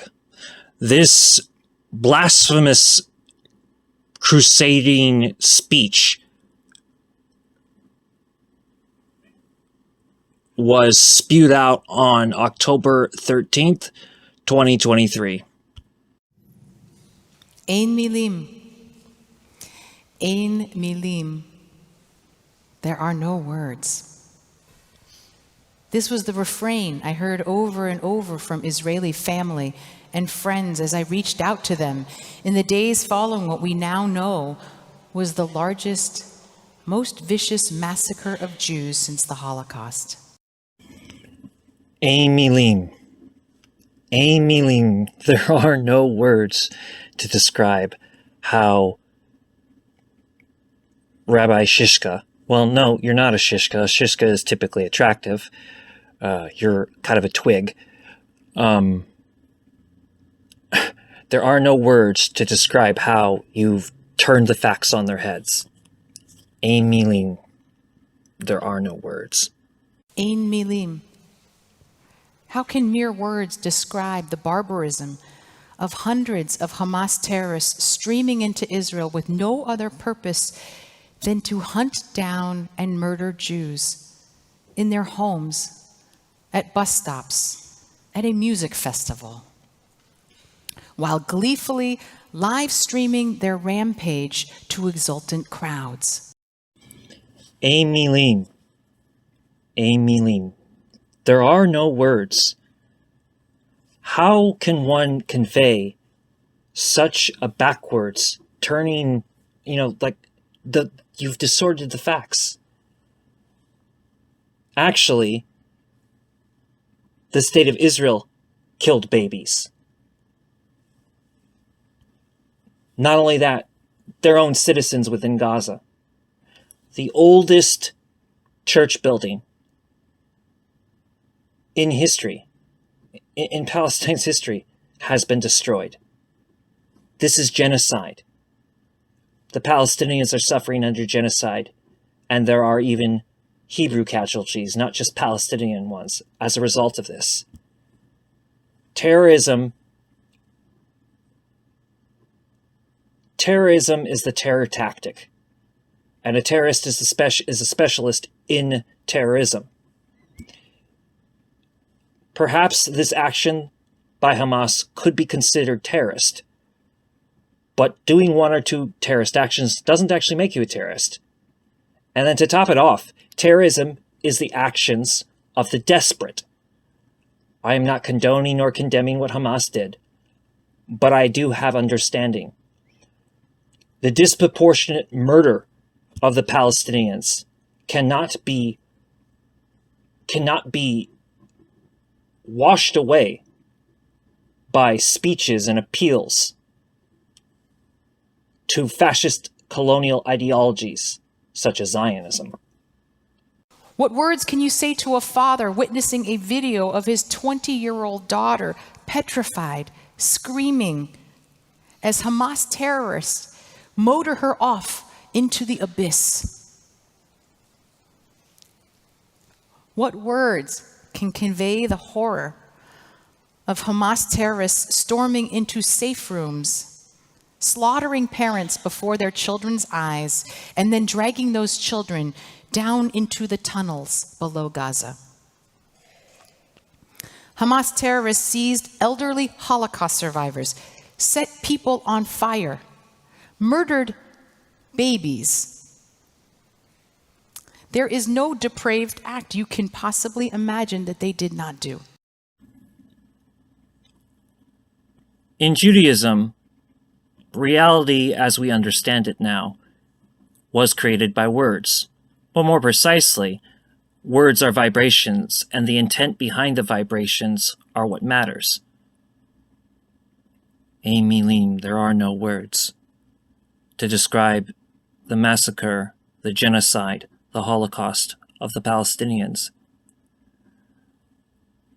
What do you say to Judaism's most important national treasure, Meir Shirim, the Jewish Palestinians? Meir Shirim, as far as I understand, was founded in 1870. The State of Israel was founded in 1948. You are not a rabbi. You are not Jewish. You are a child of Amalek. You are perpetuating and provoking World War III with these words. If we wish to prevent World War III, the entire state of Israel must be dismantled. Palestine is Jewish, Christian, and Muslim. Palestine is Christian, Jewish, Muslim, Druze, and Samaritan. The state of Israel is not even Jewish. It's Amalek, the eternal enemy of the Jewish people. Just as the Zionist cabinet of Benjamin Netanyahu claims that Hamas, that the Palestinians are Amalek, this is once again the projection that is so common with Zionists. Amalek is the state of Israel. The Jewish nation is a diaspora nation based on an ancient cultural religion that you have no connection to. You are a Zionist. You are a fascist. And I denounce you. Ein milim. There are no words. As this murderous rampage unfurled on Shabbat, Jews around Israel, not yet knowing exactly what was happening, were unfurling the Torah for Simchat Torah, reading from Devarim, the last book of Deuteronomy, which describes the death of Moses, and beginning again, Bereshit, with Genesis and the story of creation. In a cosmic, haunting echo of what was going on around our Israeli family, the Torah cycle moved from Devarim, which literally means words, to a world that was tohu vavohu, formless and void, with a darkness over the deep. You are a liar. You are a deceiver. You are of Amalek, not Yisrael. The state of Israel is not the state of Israel. The state of Israel is Amalek. And the Jewish nation, which is a diaspora nation, is at war with Amalek. Zionism does not come from Judaism. Zionism comes from European idealism. Ein milim, there are no words. Israel and the Jewish world passed from Devarim to Ein Milim. And then Bereshit describes how God initiated the creation. Vayomer Adonai Yihi Or, Vayihi Or. God said, "Let there be light," and there was light. God creates light, creates the entire world with a directive, with words. Ein milim, there are no words. There are no words to capture how backwards this statement is.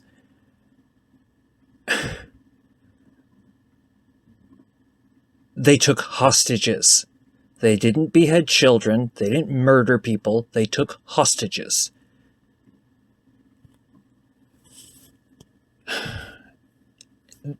Not only did Israel commit and has committed and continues to commit, I mean, regardless of pausing, because we don't know how long this pause lasts. I mean, by the time of this recording, I'm not sure if the pause is still going, actually. I'm just trying to keep up with the events. The Gaza Holocaust is more comparable to the Jewish Holocaust. This is just so gross, so dishonest. Ein milim, there are no words. As Jewish people, we understand the power of words to create a reality. Words bolster nations, build bridges, bring healing. But words can also become barriers, curses, and weapons. Jews have never ascribed to the childhood rhyme that words will never hurt us. We know how very potent they are. And we also know how silence, the absence of words, can enable evil and chaos. As I sat this week heartsick, as so many of you were, and devastated by the deadly violence in Israel, I was shocked by the words that kept appearing in response to these attacks. Words like resistance, decolonizing, or freedom fighters. Words that valorized and even celebrated Hamas terrorism. Words that perversely found a way to blame Israel for these monstrous attacks. The contortions people engaged in to blame defenseless children, teenagers at a music festival, or Holocaust survivors for their own murder betrayed a moral bankruptcy and hypocrisy I could not believe was possible. It's so interesting that you will stand behind the IDF, which is a fascist institution, but you are opposed to the resistance of indigenous peoples. I am sorry, but I have to bring this up again. Decolonization is the way to fix the world. Tikkun olam. That means Palestinians need their land back. And it also means that we need to denounce Chabad Lubavitch just as much as we denounce Lilith here. That's what I'm going to call you from now on. Your name is Lilith. I name you Lilith, devourer of children. Slanderer with your words. Distortion. The Native Americans and the First Nations peoples would be the Noahide nations. Of course, Chabad Lubavitch would have people believe that you have to make up a new religion called Noahidism and, use it to somehow combat Christianity. Despite the fact that Christianity, even though it is still the largest known religion, is the religion most in decline today. Largely because the Western Church is a fraud. And that's largely what's more in decline. In fact, Christians who want to stay Christian but get tired of their own Christianity have been known more lately to go to the Oriental churches, such as, Eastern Orthodox churches like the Greek Orthodox, or Oriental Orthodox churches like the Syriac and the Coptic. Let me list to you the 7 laws of Noah, which the Native Americans and First Nations people by majority do have according to their own tribal customs without any influence from the Jewish people. No idols. Now, in the strictest sense, this means don't worship statues, but let's dig deeper. If you get into what Judaism understands as idol worship, the worship of statues is the least offensive. As Jewish people, we know not to do it. But even the Rambam, Maimonides, has said that, when Christians use icons, it's not idolatry in their context.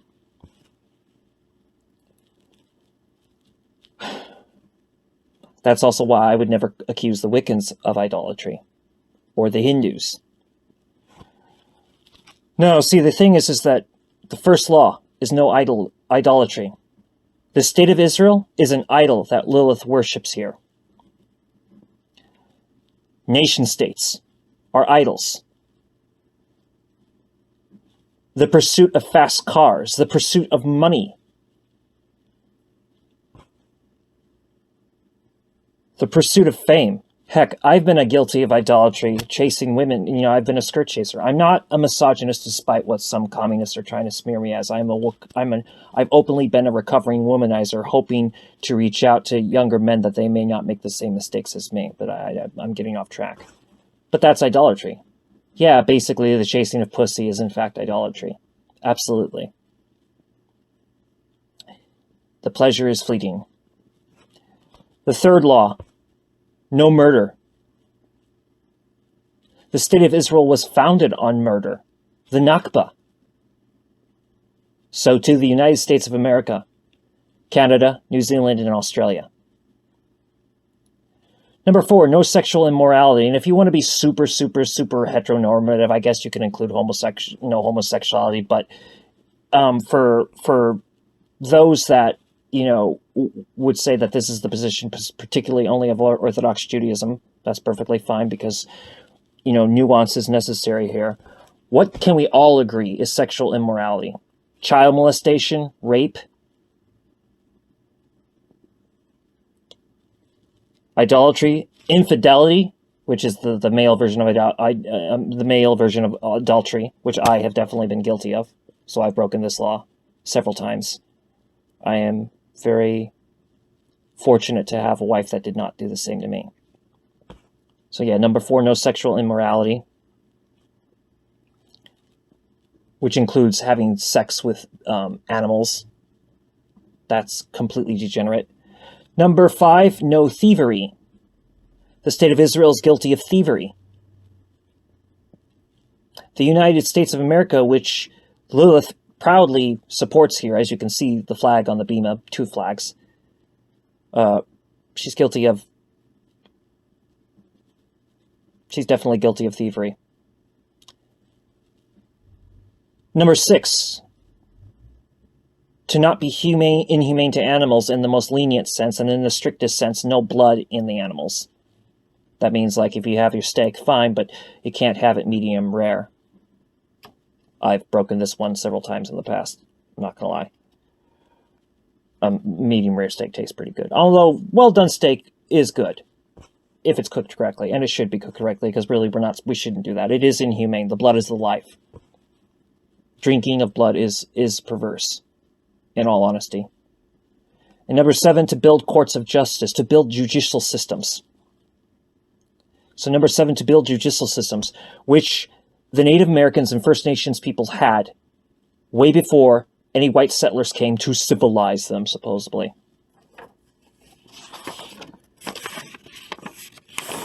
Lilith, you are not a rabbi. You do not speak for the Jewish nation, which is a diaspora nation. While there are, in fact, genuine Jewish people who do have relatives in the state of Israel, not all of us do.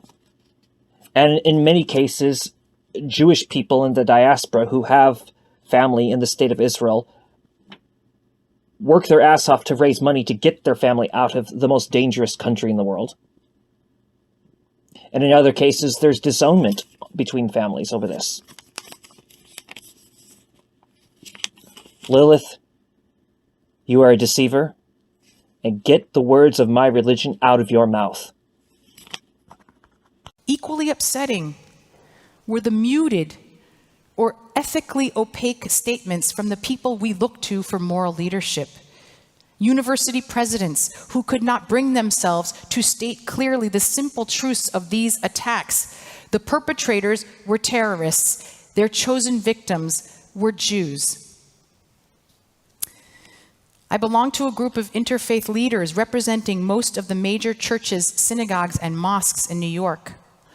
This week, leaders within the group attempted to issue a statement in response to the Hamas attack, but their draft was limited to platitudes. We stand in solidarity with the people in the region. We call to stop the violence in the Holy Land. At least you finally dropped the pretense of extremism on both sides, Lilith. I agree with you on this. I don't like these neutral words of, we stand in solidarity with those in the region and we call to stop the violence. How about this, Lilith? We stand in solidarity with the Palestinians. As Jewish people, that we are oppressed, and we know what oppression is. We know what genocide looks like, and we, the Jewish nation, stand in solidarity with the Palestinian nation. And if worse comes to worse, we will pick up arms and fight against our arch enemies, the Amalekites, the Zionists. From the river to the sea, Palestine will be free. After some back and forth, the group never issued a statement at all. The leaders of our Manhattan faith community could not say the words, "We condemn Hamas terrorism and massacre." Another interfaith group seeking to raise money and aid for the region wrote an email decrying the cycle of violence and intergenerational trauma. I listened to those words. I say no. This heinous attack was not just a part of a cycle of violence. No. Intergenerational trauma can never justify the mass murder and abduction of civilians. These academic and faith leaders we rely upon have made a career out of words, and they know their power. Instead of taking principled stands, again and again we saw them choose words that made false equivalencies, blamed Jewish victims, and implied moral ambiguity when there was none. It was chilling to realize how many people, often those who generally have the most compassion for victims of oppression and violence, simply have a blind spot when the victims are Jews.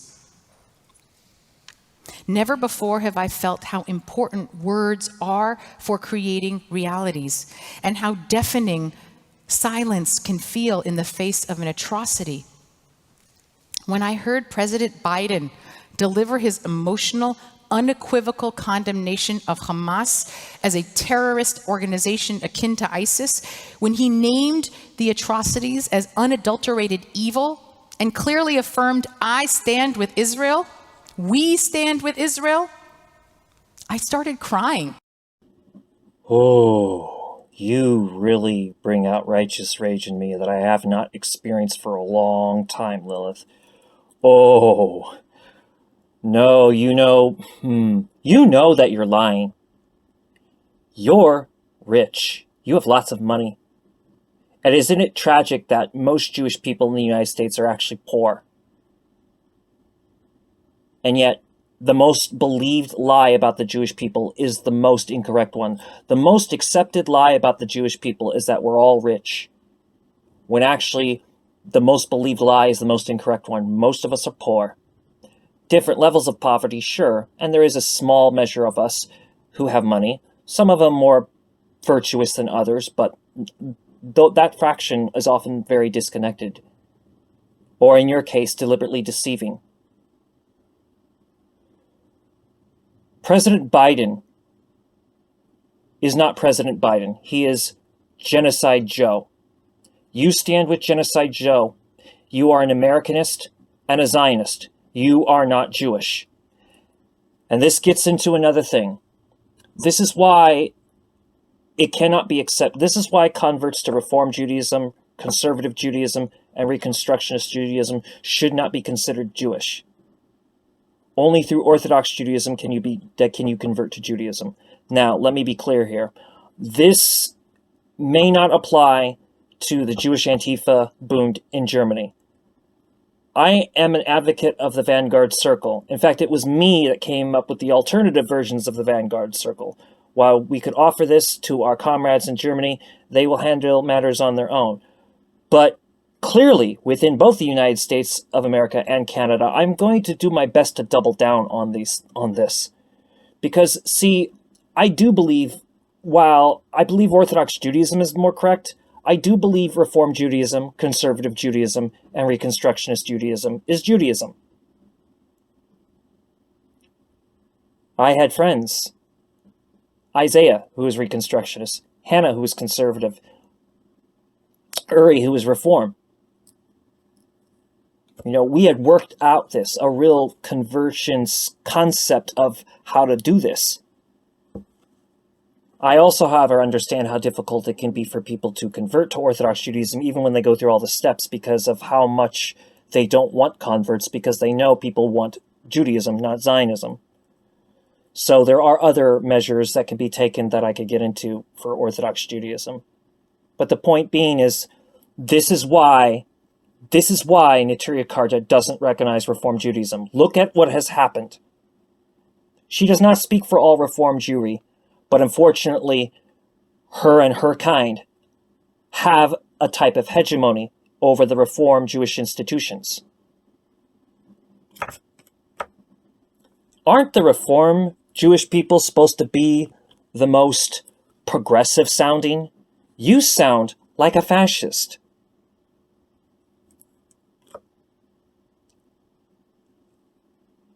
Silence is murder. That's true. And so is slander. Lilith, you are guilty of slander.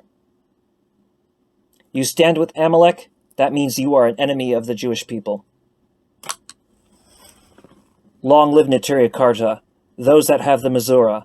You don't even have the basic rules of Jewish principles. You're not Jewish. You're not Jewish at all. You know, obviously, given what I've heard you say, you understand that the Jewish people are not an ethnic or racial group, and yet you're standing by a country which pretty much defines Jewish people around the Protestant Christian racial definitions of what's Jewish. You are pure evil. You know, I've been watching Park Avenue Synagogue typically, on Shabbos here and there, even though I'm not supposed to because I'm so isolated from an Orthodox synagogue. But sometimes I've even watched stuff from Central Synagogue. I will never watch anything from your synagogue again, and I will do everything I can. I will find as many people as I can to shut down your institutions. What you're preaching doesn't even constitute Reform Judaism. It's nothing more than barbarous, fascist, settler colonial fascism. You are a fascist. You are not Jewish. And you don't speak for our values. Not in our name. One Holocaust does not justify another. I didn't even realize how much I needed to hear our president say those words. But words matter. Because the truth matters. And because words are so powerful, let's all take care to use the right ones. Do not equate Hamas with the Palestinian people. Unlike our enemies, I will mourn the deaths of all innocent lives, Israeli and Palestinian, lost in this war. For us to lose sight of that is to lose a piece of our own humanity. Conflating these Hamas attacks with Palestinian resistance is an insult to the many, many Palestinians who abhor Hamas. From the Palestinian Israeli news anchor who publicly condemned their actions, to the many Palestinians who have made nonviolent activism their life's work. This attack was not Palestinian resistance. It was not freedom fighting.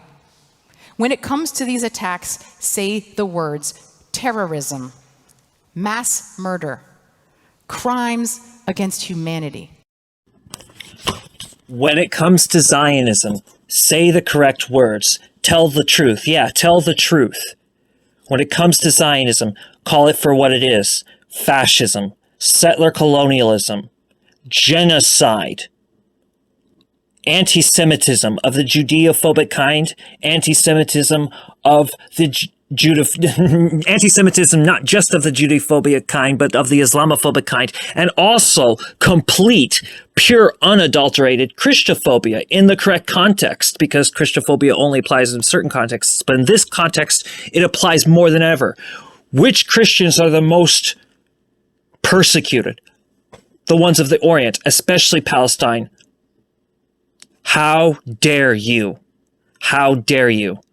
We will call this what it is. You are a fascist, and you stand with fascism. I'm Antifa. Yeah, you know what? Why hasn't Genocide Joe called the Proud Boys for what they are? Aren't they not terrorists? Donald Trump referred to people like me as terrorists, and yeah, I do believe in self-defense. I do believe in carrying arms. I'm friends with people, who do that. But anybody that knows me knows that I'm actually completely harmless. I've been in several fights, and most of them I'm lost. I'm not, and I'm man enough to admit that I've lost most fights. I don't really run from fights. I mean, I avoid them, but, I've lost most fights, and it's been a miracle, which is not a word I use lightly, that I've survived at all, because I've had my ass handed to me. But I'll tell you this. You speak of nonviolence, the Stockholm Syndrome concept, the Stockholm Syndrome mentality, but you also stand with the IDF.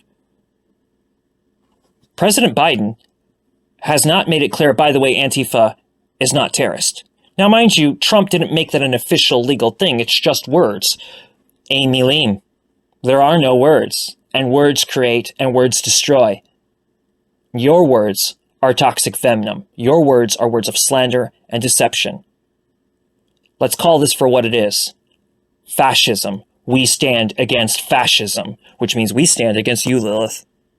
And we must not let Israel's enemies use words to stigmatize Israelis. I've had enough of calling Israelis colonialists. Don't fall for that.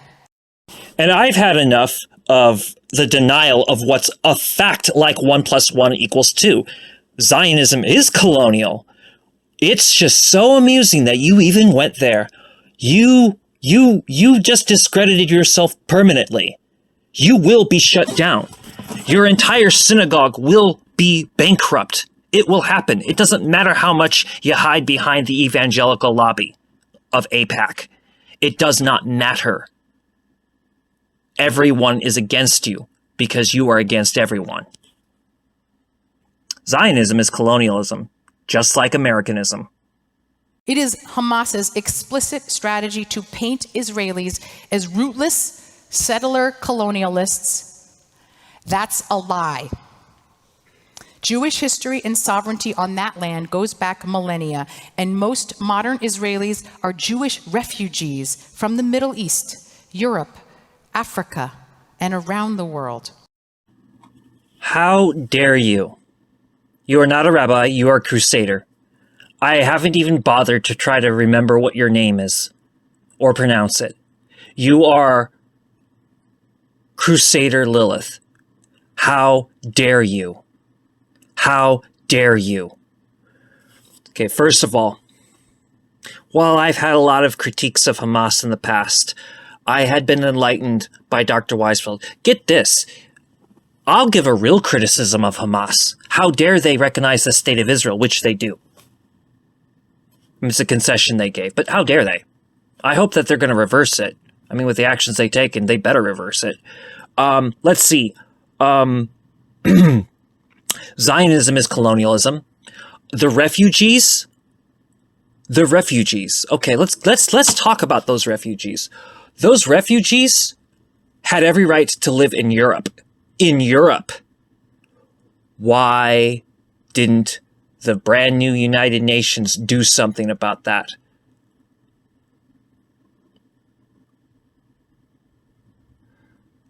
How dare you go there? How dare you? If there is a question about a new Hebrew nation, fine. Well, first of all, it's not, and Dr. Weisfeld's going to have to forgive this disagreement here, but it's a nuanced disagreement, which has a resolution. I do not recognize a Hebrew nation. I recognize a new Hebrew culture that could potentially become a nation, but it would also have to be a diaspora nation, one based on ethnicity and culture, because the mix of Hebrews is ethnic, and they do, there is multi-ethnic mixing. So the Hebrews are a culture, and if they continue to mix, they could be a nation. They have the culture for it, but they should be a diaspora nation. They should be scattered around, like Syria and Lebanon and Egypt. And for those of them that want to stay Jewish, they should take Baal Teshuvah from Neturei Karta. And if they can't do that, there's the Baha'i faith for them. There's a serious divorce here that you are in denial of. Now, since you draw the absolutist line in the sand, you are either with the Jewish nation or with Amalek. Amalek calls itself the State of Israel. The Jewish nation is a diaspora nation, and the official worldwide rabbinate of the Jewish diaspora nation is Neturei Karta, and Neturei Karta doesn't recognize you, and I don't either. How dare you? Emilim, there are no words. You, Crusader Lilith, you are calling for a crusade. You think that we don't see what you're doing here. You think that we're not paying attention to the manipulation you're playing at. Go, hide, do what you do best. Hide behind the evangelical lobby. The Jewish nation condemns you. You are guilty of treason against the Jewish diaspora.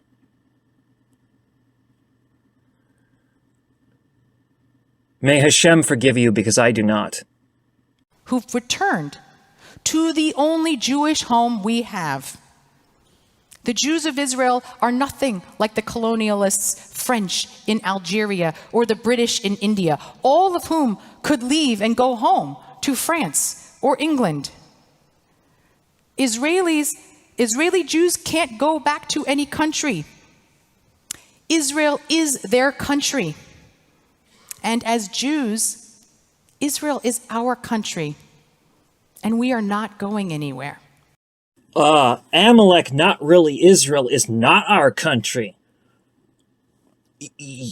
How dare you? Like, really, how dare you? My country is Lebanon. Oh, how dare you? And my family never was in Palestine. My family was throughout the European world and the Arab world, and never in Palestine or Jordan, although Jordan sounds pretty nice. You are in violation of the 3 oaths, which are halakhically binding. I do declare, as the fact that I am a Jewish Orthodox man, and that I do stand with Neturei Karta, and that not only am I the cleric of public relations for the Bundist movement, but I am also an interfaith cleric. Studying the religions is my passion. Getting to know these people that you don't even see as human is my passion. I am not as acquainted with Palestine as Dr. Weisfeld, but I will say that really, I can honestly say I understand the Palestinians more than you do. I've talked to Palestinians. I've watched on Facebook Live young men and women in Gaza, live streaming on Facebook. There's no denying what is happening. The whole world knows. How dare you? Here's the thing. The Zionists are worse than the French and the British. The Zionists were working with the French and the British. Okay? They are worse than the Al Jazeera. You dare try to say, oh, they're nothing like Al Jazeera's. No, the Zionists are worse than any of them. The only ones that can potentially match the Zionists are the Americanists. The only ones who can potentially match them are the Americanists. And, you know, let's be real, Zionism was given its foothold by the British. It was the Zionist congresses in league with France and Britain and all these other countries that didn't allow Jewish people to go anywhere but Palestine. How dare you? You are a liar. Crusader Lilith. You are a crusader. You are a crusader. You are a crusader. You are not Jewish. You are the enemy of the Jewish people, Lilith. Crusader Lilith, you are the enemy. I think you know by now that I always try to see multiple sides of every issue. My Rosh Hashanah sermon implored us to stay engaged in Israel, even as I criticized its government. I usually urge us to sit with the complexity and with nuances. But some moments give you clarity. Like in the beginning, when God created light, God separated the light from the dark. Today, as Israel is forced into a new Bereshit, a new world for Israel, for make no mistake, it will never be the same there again. The light was separated from the dark. There is no gray area here. The world saw what pure evil looks like. Evil is the barbaric massacre that Hamas carried out on Israeli soil. Evil is Hamas using billions of dollars of aid not to build schools and infrastructure to uplift Gazans, but to build a militia and tunnels to kill Israelis. Evil is Hamas breaking all international laws of warfare and embedding themselves in civilian areas, wearing civilian clothes, because the death of innocent Gazans is a strategic tactic of their jihad. Well, first of all, your use of the word jihad is racist, actually. Jihad can mean inner struggle against your ego, struggle against fitna in the community. Fitna, by the way, is Arabic for stripe or upheaval or gossip. And jihad also means revolution.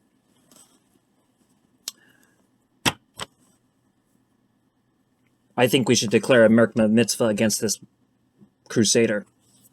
That would be a proper use of the concept. Nothing to do with Jewish supremacy, Judean supremacy, or Zionism for me to say that. But there is a such thing as a Jewish jihad, a merkma mitzvah. And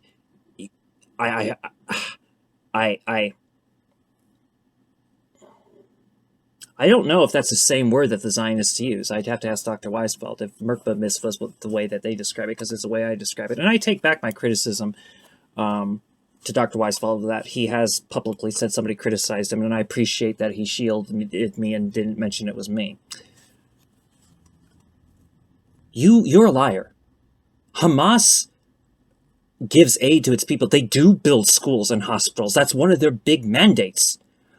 Also, they denounced the protocols of the Elders of Zion when it was shown to them how much of a farce it was. They don't hate Jewish people. They may be a bit extreme. Perhaps they are. But extreme is...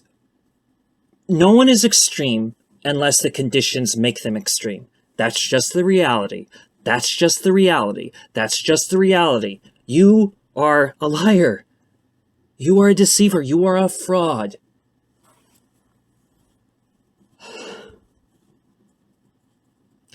Let's ask a question. Out of these three things, which one actually belongs to the service of the community? The military, the police, or the militia? The answer is the militia. Militia is community built. Military is the mercenary squad of the state, and police are the basically the executors within the state. Again, these three: military, police, militia. Only militia can be justified. So, you have a problem with militia, but you don't have a problem with military or police, obviously. It's very obvious where you stand. You're a crusader. And I'm surprised that the whole congregation around you isn't screaming, "God wills it!" Israel has a moral imperative to protect its citizens and to rescue its hostages. Vanquishing Hamas, whose charter purpose is to exterminate Israel, is a just and moral war. One we didn't choose, but one we cannot avoid. Amidst the darkness, we have seen glimmers of light, landmarks across the world lit up in blue and white in support for Israel. The protest movement in Israel morphing overnight into a network of social services for displaced families and for the wounded. Reservists who just recently had said they would not come to serve, showing up at over 100%, people not even called up, volunteering themselves for service. And the American Jewish community, so divided often on Israel, feeling the pain of their sisters and brothers and responding with an unbelievably generous outpouring of support. Actually, you did choose this war. And it is the Palestinians that are fighting for their right to exist.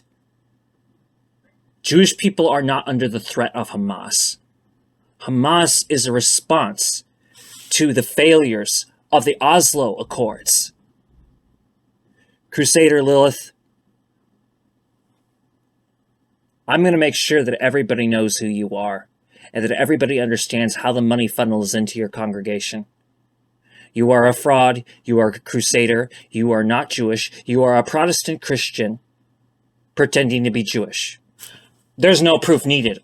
I say so. And I will get others to say so. Because we, actual Jewish people, have been constantly disenfranchised by you Zionists. Oh, I don't see it. Where's the Jewish in you? As if it was some DNA thing. Then you, people like you, get up on the pulpit and denounce the whole racialist argument, but then you stand with those that cause the racialist argument. Your propaganda is pure sorcery. Lilith, you are a devourer of children. Your crusade is going to fail. It's already failing. Everybody knows about the Ben Gurion pipeline. Everybody knows about the plots to remove Palestine not only from the map, but to remove them from history. You know, the Nazis wanted to remove us from history. And you clearly want to remove the Palestinians. You know, despite your little bizarre, little nuanced, little lip service to Palestinians and probably Palestinian satellites. I mean, this stunt of yours is ridiculous. Drop the rest of the pretense. You've dropped most of the pretense. Drop the rest of this, because yes, we want to make it easier to basically shut you down. But you know, I mean, you're making it pretty damn easy so far. You know, it's very obvious. Like you're really losing your edge on this. You know that. You know, but you are exposed, Crusader Lilith. I denounce you. You are not Jewish. You are an Amalekite. You know what Amalek is? Amalek is infiltration. It is the selling out to hostile Gentile forces, just as Herzl and his guild sold out to the Christian Zionists immediately. In fact, they started their ideology to sell out, so that they could become like the others.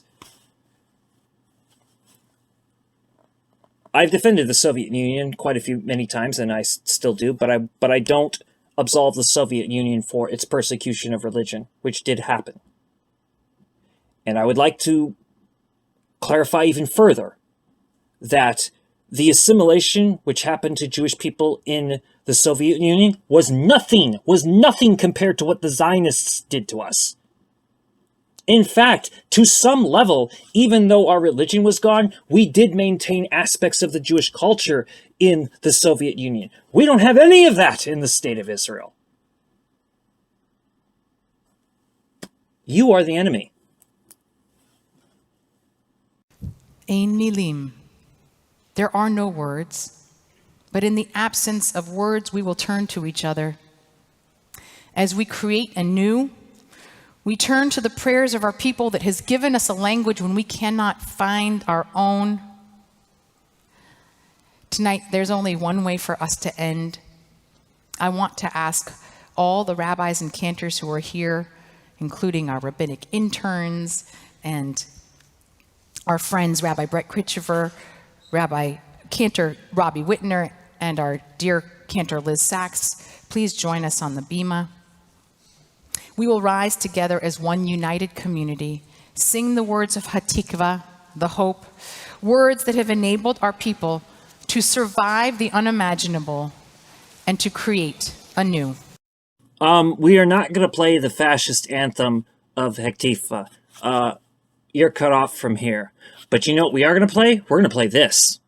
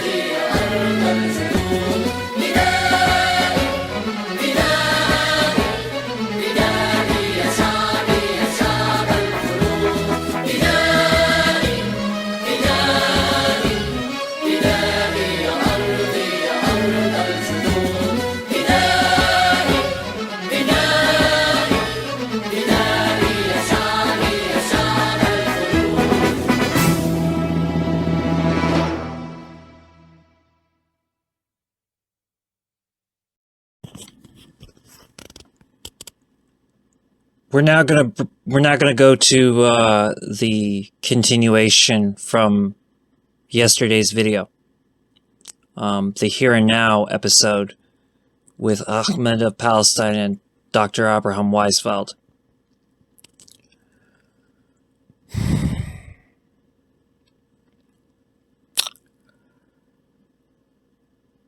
And here it is. In Gaza. Yes, that's thanks to the calls by the West, including the Zionist Blinken and Zionist Biden and Zionist Justin Trudeau. And of course, Trudeau's calling for something or other now. Trudeau has changed his position because he lost the Jewish vote already because of the Nazi gate. So now he's appealing to the Muslims. It's not going to work. No. It's way too little, way too late, and way too short. He hasn't called for ceasefire.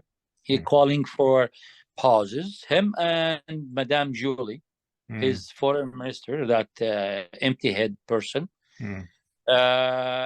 Yet he has to justify this calls by reiterating the Western mantra of the Zionist public relation campaign. Israel has to be destroyed. Hamas has to be destroyed. Israel has the right to defend itself. Blah blah blah blah.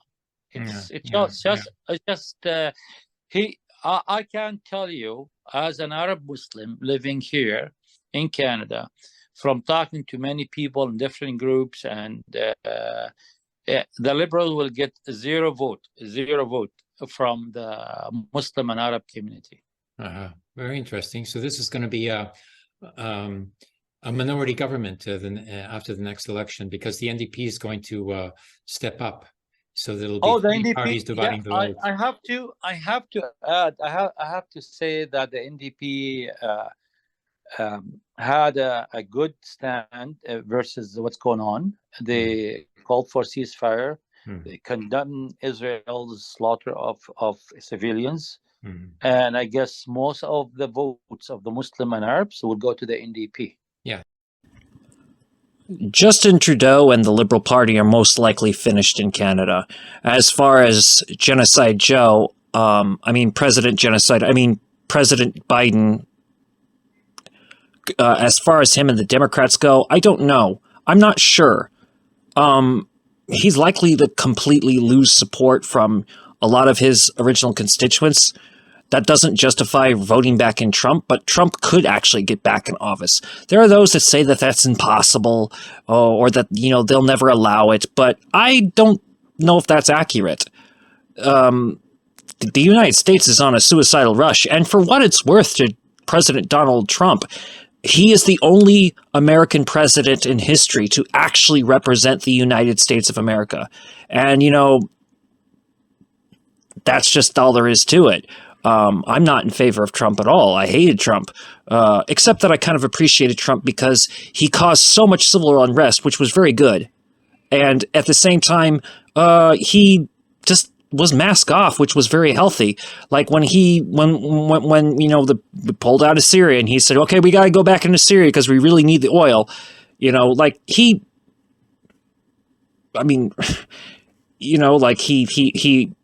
openly says things that actually cause disturbances. Like, he made people more angry than George W. Bush had.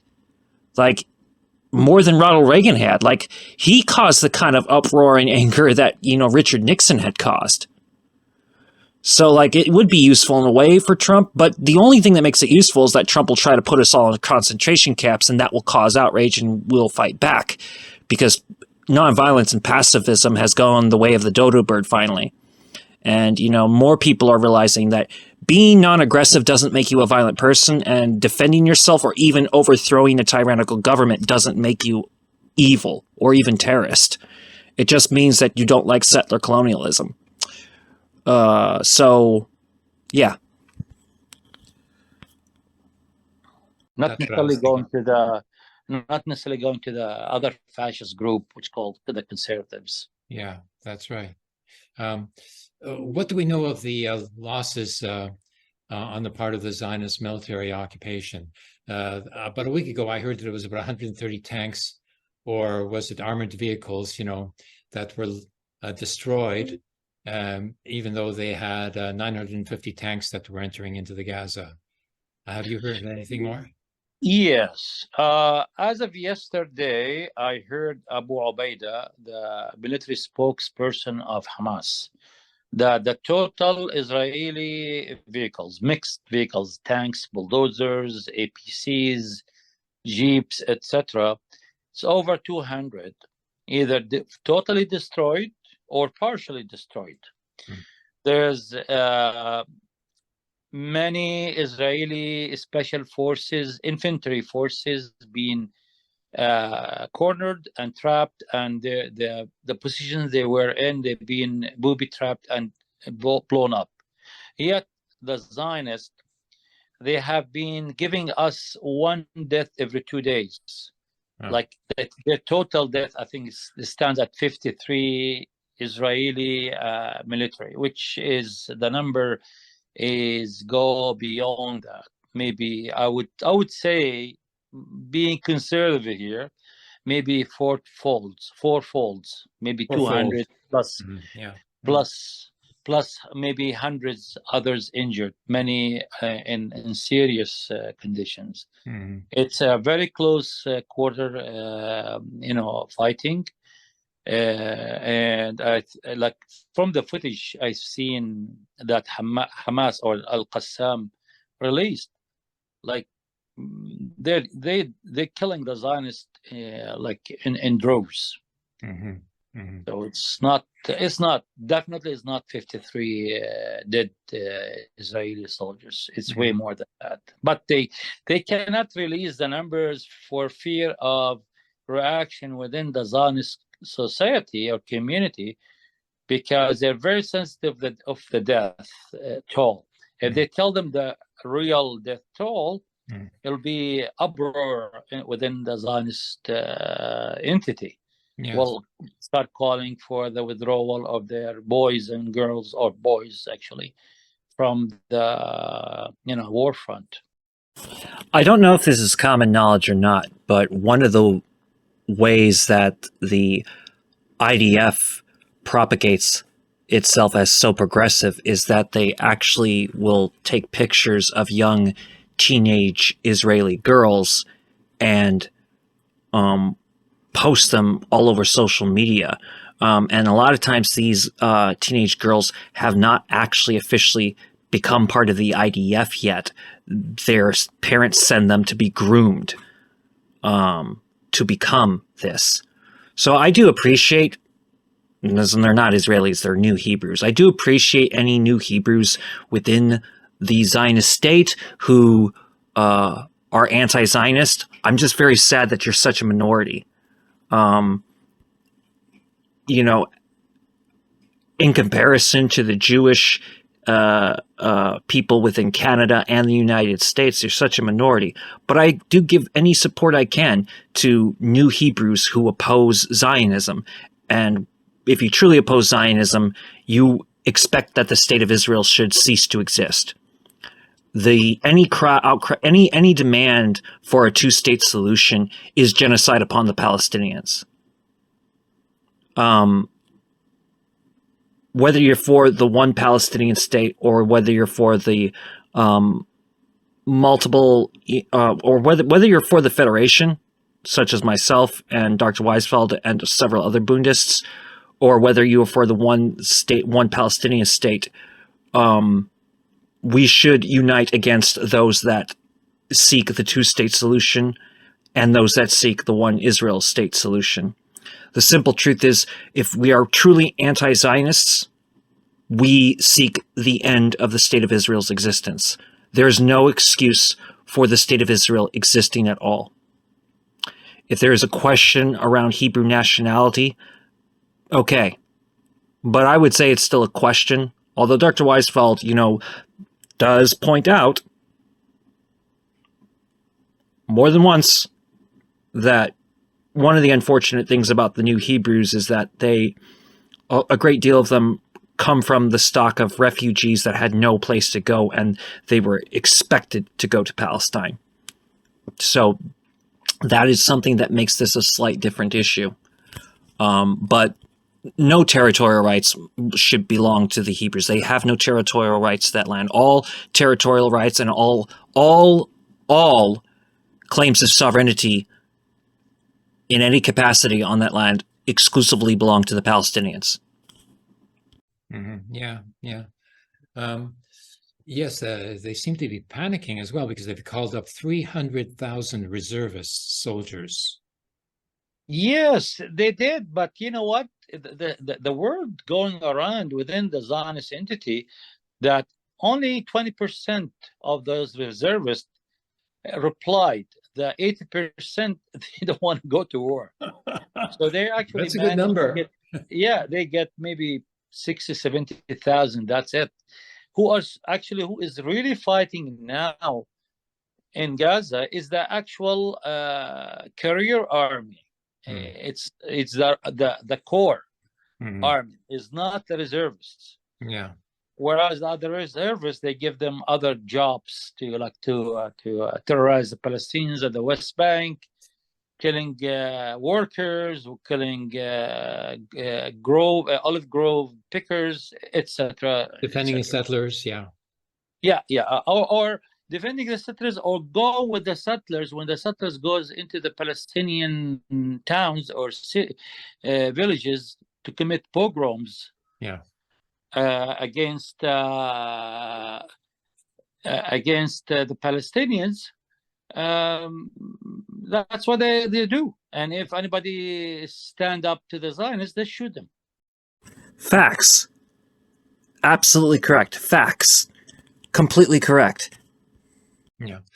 When I heard the figure of 300,000, being mobilized, I thought that they all would, have to respond, like it was compulsory, but it's not necessarily compulsory, huh? Well, it is compulsory, but they cannot arrest 200,000, put them in jail. Oh, I get it. That makes sense. I mean, some of them ran away to Europe or United States. Others, they just stayed put where they're at their homes. And the army cannot mobilize military police to go arrest all these people. It will be huge undertaking to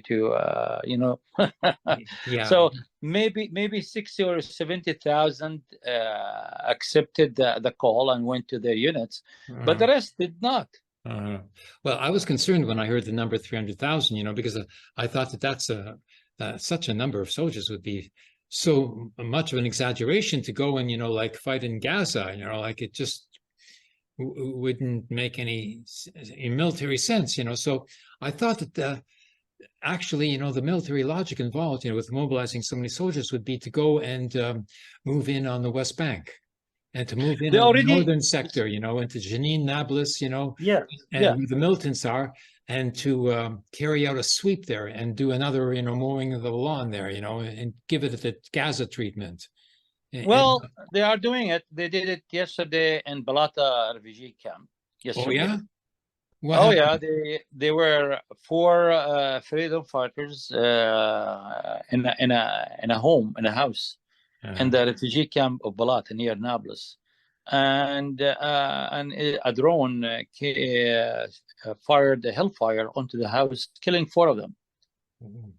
Destroyed the place they were hiding in. Wow.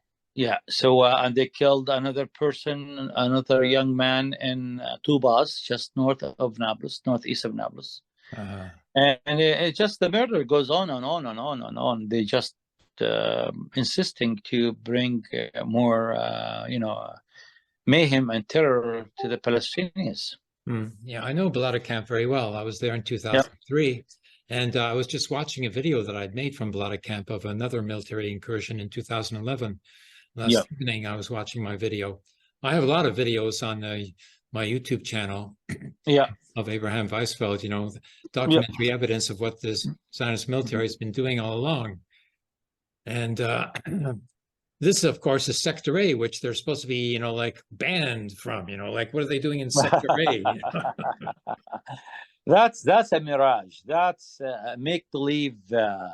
Israel never abided with any agreement, whether it's within region or international. Nothing. There's over 1,000 agreements and resolutions that Israel has to abide with them. None of them Israel abided with them. Nothing. Absolutely nothing. By the way, we'll go back to the October 7th. Like many international law experts says, all these, could you hold a second? Just hold a second. Sure. Okay. Hello? Yeah, I'm sorry. Somebody trying to call me. All the areas that Al-Qassam attacked on October 7th, it's areas that were slated to the Palestinian or the Arab state of 1947 partition plan. So basically, these people, or Al-Qassam, when they attack to liberate their own land. It's a Palestinian land. It's according to United Nations Resolution 181, which is give us that piece of land. So therefore, even if they killed so-called civilians, they are colonial settlers. And under international law, they have the right to fight them and even murder them and kill them.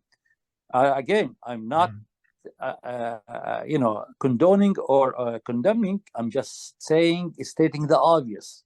That's a legal opinion, that's a legal, that's the law, that's a legal opinion, exactly. And these are colonists, who are armed as well.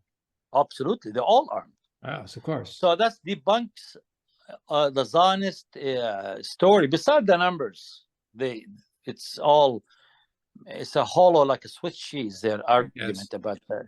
So the point is that there is the point is that this is a struggle, a battle of liberation. This is not a campaign, of extermination of Jewish people, as claimed by the government of the Zionist state. They're using the Jewish people, they're using the Holocaust to justify another Holocaust. This is what they're doing. Absolutely. Like in Palestine, and I remember my father, who was born. My late father was born in 1900, and he was telling me about Palestinian Jews. They were just another Palestinian. They never looked at them as what their religion is, Jews, or Christian, or Muslim. It's just this is Haim or David, or what. They would not even call them David, Dawood in Arabic. So they never had a problem at all with the Palestinian Jews. They were part of a vibrant social fabric of Palestinians who was made of Muslims, Christians, Jews, and Druze. Coming the Zionist Ashkenazi from Europe, the whole thing turned upside down and becoming, making Jews the enemy of the Palestinians. The Zionists were so assimilated, to European, political culture, that they became colonialists themselves. That this was their solution to the oppression of the Jewish people in Europe. Europe, in effect, is the one who pushed the Jews into the sea. Yes, they went to Palestine. They're the ones who pushed the Jews into the sea. Not the Palestinians. The Palestinians had always lived together with Jewish Palestinians. Absolutely, absolutely. Palestinian Jews lived peacefully and cooperatively within the rest of the Palestinian fabric. I would not, So many. There were actually some intermarriages within the Palestinian society. Jews married to Christian married to Muslims, Muslim married to Jews, etc. You name it. It was just actually a progressive social order, even in the early 20s, even when the British came in. But when the Zionists coming in big droves and starting changing the landscape, and sadly, some of those Jews were being sucked into the Zionist movement. So that then when things start to turn to the worst, sadly. Yes. Oh, yes. The initial Jewish refugees who went to Palestine, they weren't necessarily Zionists. They just couldn't get a visa to go into any other country. And Europe wasn't going to give them a chunk of territory to set up a Jewish province or anything like that. No way. So they ended up, getting swept up, by the Zionists, who had the resources and the boats, to take them out of Europe. Because a lot of Jewish people, they tried to go back, to where they were living before, like into Poland, and then they would get massacred, even after the war was over, in Poland. Because of both, the church and, the Communist Party, cadre, who were anti-Semitic, because everybody went into the Communist Party because it was opportunistic to do so. So, like they got it from all sides, so they gave up, on going back to Poland. And even then, like it was so difficult. I myself applied, to have my Polish citizenship recognized, since my parents were Polish. And they refused, this previous government had refused to recognize, my citizenship. And they gave me all sorts of reasons, and I said, like the reasons you are giving are the Nuremberg laws of 1934, put into effect by the Nazis, saying that just because you're born in Poland doesn't mean you're a citizen. You have to have something else that makes you a citizen. And what that is a baptismal certificate from the church, probably, so their definition of national identity, becomes, fascist again. Now they had an election. Who knows what the government is now? If you have recommendation letter from the Zionist movement, you probably become a Polish all of a sudden.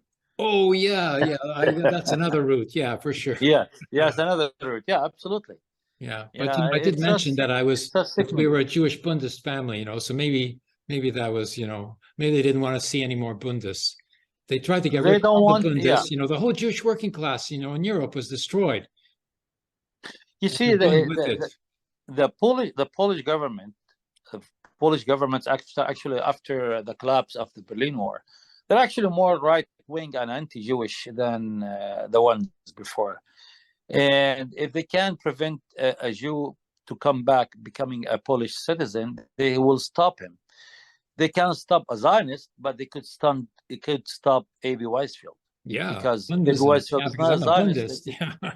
Yeah, there's something else that I wanted to point out to you.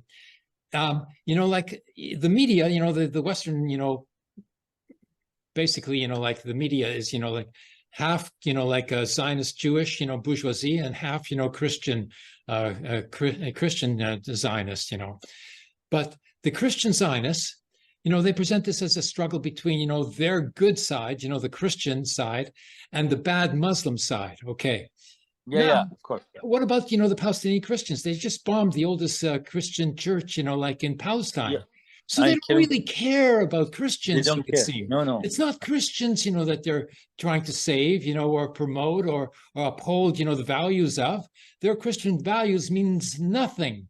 Who they are attacking are the Oriental peoples. Exactly. This was actually happened in the Crusades. During the Crusades, when the Crusades advanced toward Palestine or southern Syria, that time, they massacred many impure Christians. They are impure Christians because they're not white. They're non-white. I'm telling you. Yeah, I know. And they killed the Jews. They killed the Jewish, like Palestinians as well, because they killed the same, to the Crusaders, and they didn't care. They were just, all Oriental peoples, and they were coming to set up a colony for the West, So that was it. These are non-white, impure, heretic, so-called Christians. We have to get rid of them. Jews and Muslims, of course, they are the enemy. That's what they did. Yeah. So in the deep mind of the collective West, even the Christian Arabs are not Christian. They are something else. They look like us. I mean, Christian like us, but they're not us. They're something else. So especially the Orthodox Christians. Yeah. They don't consider them, and they are the majority of Christians in the Levant. So I think we have to conclude that this is a racist, colonialist, white supremacist mentality that is supporting Zionism, and that's what Zionism is basically. That's where it comes from, and that's what it's all about. And now it's demonstrating to everybody, concerned, just what it is really. This is the essence of Zionism. This is not an aberration. This is the true Zionism that's coming out now. Zionism, I always say, Zionism is the 9th Crusade wave to Palestine. The 8th was finished, I think, around the 11th or 12th century. On the 20th century came the 9th Crusade wave to Palestine. This time, instead of using to liberate Jesus' tomb, is to get the Jews back to Palestine. And but in essence, in essence, they are the same. It's a Western colonization of the Levant. Okay, just to conclude here, we don't have much time. Like our own transmission on my channel alone, is only getting a certain minimal number of people who know about it, like 50 to 100, 150 or so, but it's included in a documentary made by Comrade Net in Phoenix. And on the Bundes Movement channel, it got 1,200 views the last I looked, so. That's great. Yeah. That's great.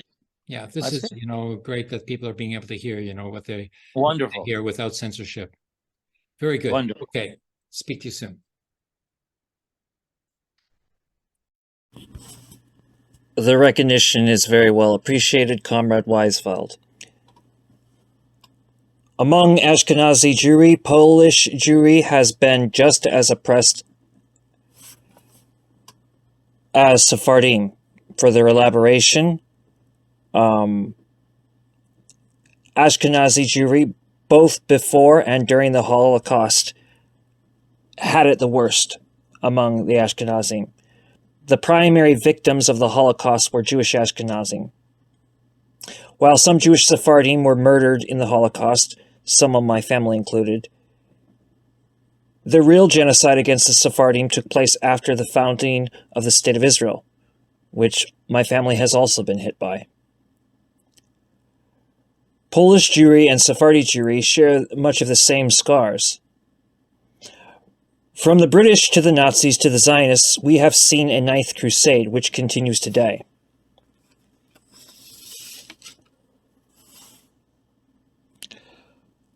Long live Nablus, long live Meir Sharim,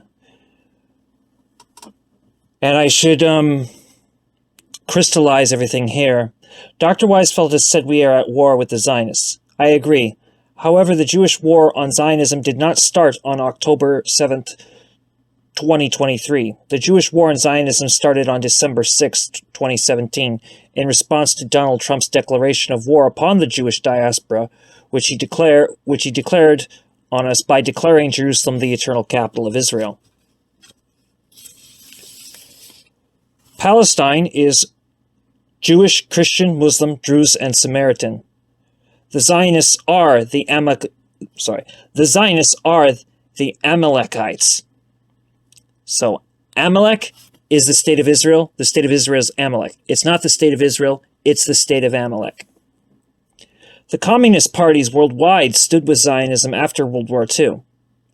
Even today, Marxist-Leninists give out stupid apologist reasoning, claiming that if Stalin had not voted for the creation of the State of Israel, Palestine would have been a British puppet. This reasoning sounds impressive until you find out that the Balfour Declaration acknowledged both a Jewish state and a Palestinian state. Now, this is reprehensible because Jewish state is against Judaism. Regardless, the Zionists, on the other hand, never recognized Palestine, and they never will. It does not make you an enemy of Comrade Stalin if you condemn a certain action from Comrade Stalin. But let's be honest, communists are not really a political ideology anymore. They have become a pseudo-religion in their own right. That's sort of mundane spirituality. Long live Ramallah, long live the West Bank, long live Gaza, long live Nablus, long live Meir Sharim, Happy Hanukkah, and Merry Christmas, Palestine. So, we now conclude this with Al Jazeera's fourth documentary on the Crusades, which came out on December 28, 2016. In the history of conflict between East and West, the mightiest battle between Christianity and Islam, a holy war in the name of religion.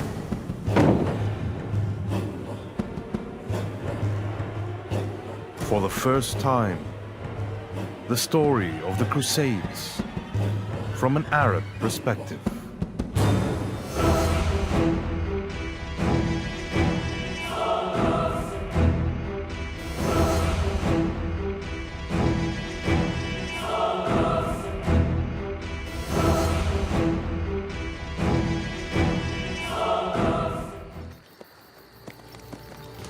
The Crusades began with the goal of capturing the Holy Land for Christianity. Yet over the years, it evolved into something entirely different. إنوسنت وضع استراتيجيته في نظرية أن العالم الإسلامي هذا يمثل أمامنا حية، هذه الحية لا تموت إلا بقطع رأسها، والرأس في العالم الإسلامي حتى يومنا هذا هو مصر. إذا وحنت مصر فقد سقط العالم الإسلامي كله. Once more, the holy city of Jerusalem would fall to the Crusaders, but this time through the conclusion of an infamous treaty. ملك محروم يتوجه لتنفيذ الهدف الأسمى للمشروع الصليبي الذي تقوده البابوية، وإنه ينزل القدس ولم ترك نقطة دم واحدة ويتسلم المدينة دون قتال ببلاش. But after 200 years of bloodshed, the Crusader presence in the east was brought to its ultimate end. لقد قاتل الصليبيون بضراوة لأنهم لا يصدقوا أن لحظة الرحيل أتت. In the fourth and final episode of this series, the story of the Muslim liberation of the Holy Land from the Crusades.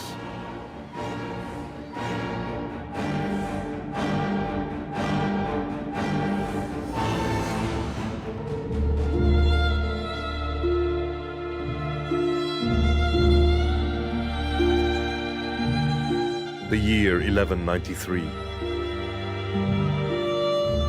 Damascus, the capital of the Ayyubid state. A dynasty founded by Salah ad-Din al-Ayyubi, known in the West as Saladin. The Kurdish officer had risen to become the ruler of a powerful and united Muslim front against the Crusades.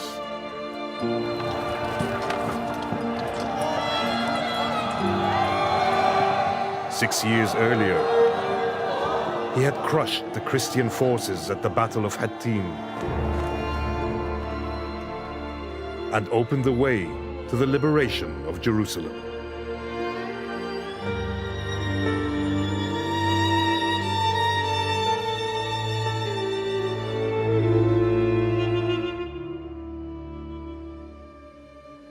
But in the spring of 1193, after a brief illness, Salah ad-Din died, leaving the mighty Muslim state in the hands of lesser men.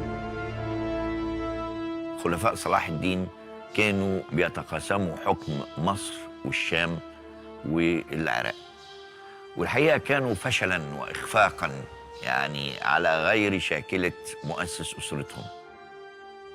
وبينما اكتسب صلاح الدين شرعية وجوده وشرعية بناء دولته من تبني مشروع الأمة في الدفاع عن مقدساتها ضد الصليبيين، لجأ هؤلاء الخلفاء إلى سياسة رد الفعل وعدم المبادرة واللجوء قدر الإمكان إلى السلام.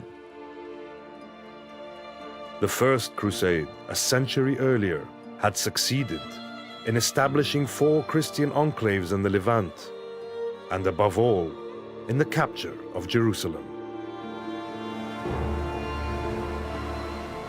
The Second and Third Crusades, each led by powerful and famous European monarchs, had ended in abject failure.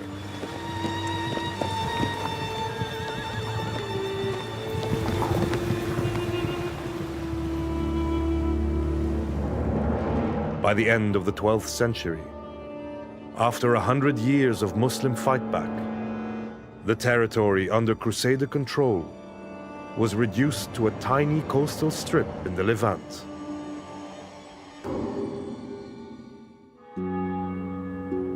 The Crusaders were forced to adapt and revise their targets. أدركت البابوية صاحبة المشروع الصليبي الأولى، وأدرك الغرب الأوروبي إن المشكلة في مصر مش في الأردن. المشكلة في دلتا النيل، وإن الحملات يجب أن تنزل على دلتا النيل. فلذا البابوية بدأت تفكر باستراتيجية جديدة، وهيأت الظروف في الوقت ده وجود شخص على رأس هذه البابوية هو البابا إنوسنت الثالث. بابا شاب صغير لا يؤمن بأفكار البابوات السابقين من أن البابا مجرد شخص يدعو للحملات الصليبية بالبركة ويعدهم بالغفران يوم القيامة فقط، وإنما كان هذا الرجل يؤمن بأنه بابا وفي نفس الوقت من الممكن أن يصلح ملكاً.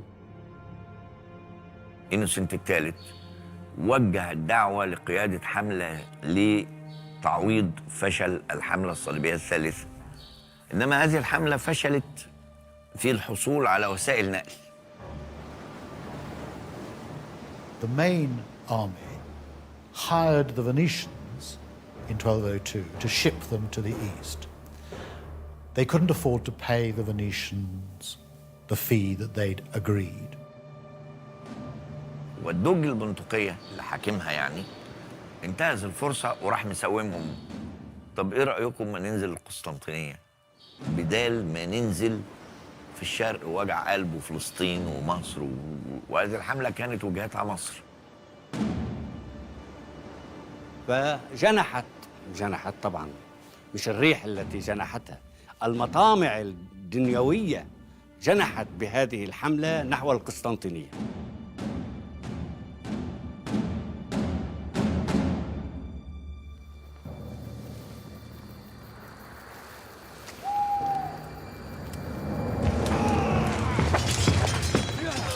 And they end up sacking Constantinople in 1204. This is a remarkable thing for a crusade to have done, to have sacked the greatest Christian city in the world. And it's something that provokes outrage across many parts of the West and, of course, in the Greek world too. And interestingly, one contemporary Greek writer says, look, when Saladin recovered Jerusalem, what did he do? He spared the Christians. And what have you done? You Christians, you've taken a Christian city and you've killed Christians. You should follow the example of Saladin. He was superior to you in the way that he behaved here. الغريب في هذا الموضوع إن البابوية التي تحرك هذا الفكر الصليبي أو الحركة الصليبية نجدها تبارك موقف الصليبيين من الكنيسة الأرثوذكسية. فهذا يبين لنا أن الفكرة الدينية أو الخلاف الديني بين الكنيستين جعل البابا إنوسنت ينظر للبيزنطيين كأعداء للملة المسيحية وسواء بينهم وبين المسلمين.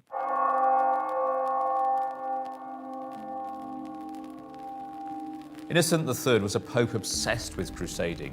He inherited the failure of the Third Crusade to recover Jerusalem, and the Fourth Crusade that he launched had captured Constantinople, the great Christian city.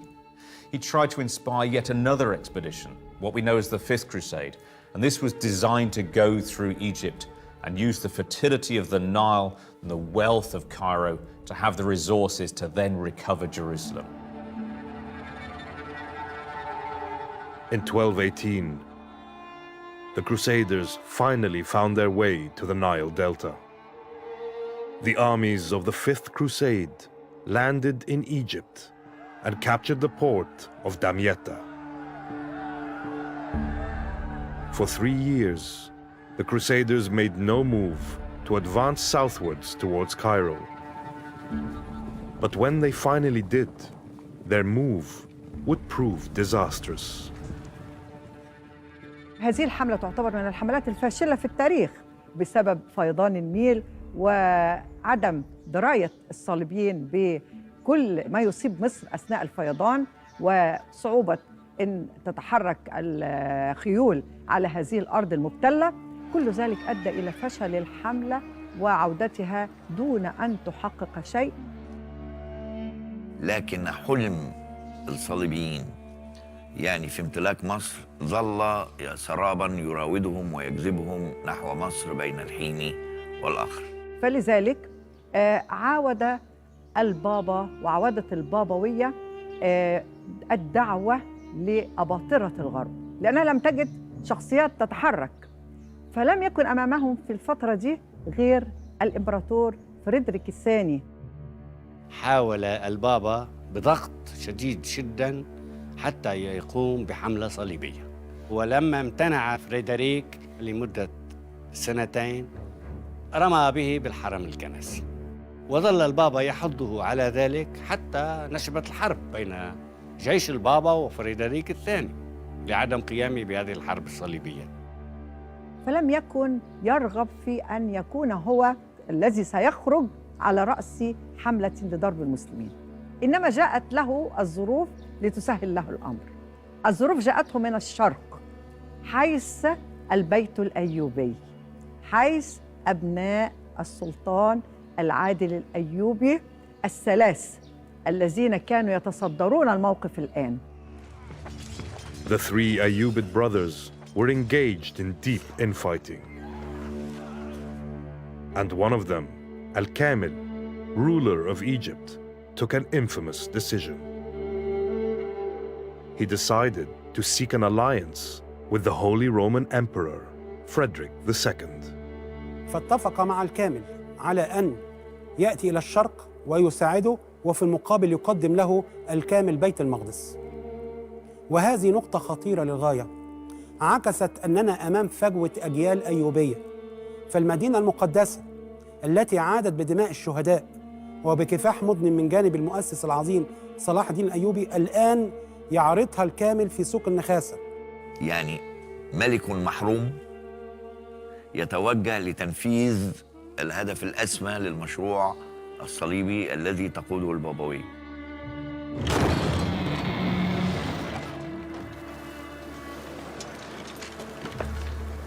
إنما الأكثر غرابة إنه جايب أسطول ضئيل مع حوالي 300 فارس، وإنه ينزل القدس ولم ترك نقطة دم واحدة، ويتسلم المدينة دون قتال ببلاش.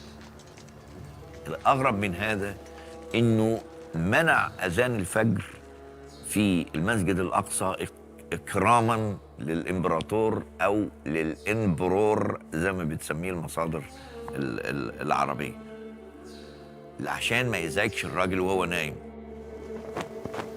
إلى هذا الحد كان في نوع من التفريط. This sixth crusade, led by Frederick II, had managed to take Jerusalem. But 15 years later, in 1244, it was reconquered and thereafter would remain under Muslim rule for the next 7 centuries. ظلت فكرة مصر عالقة في أذهان البابوية، لم تتغير الفكرة أن تكون مصر هي الهدف. سيتحرك بعد ذلك على بتنفيذ هذه الفكرة للبابوية كان الملك لويس التاسع ملك فرنسا. Louis IX, King of France, was seriously ill. He thinks he's going to die, so he says, if I survive, I will take the cross and I will go on crusade.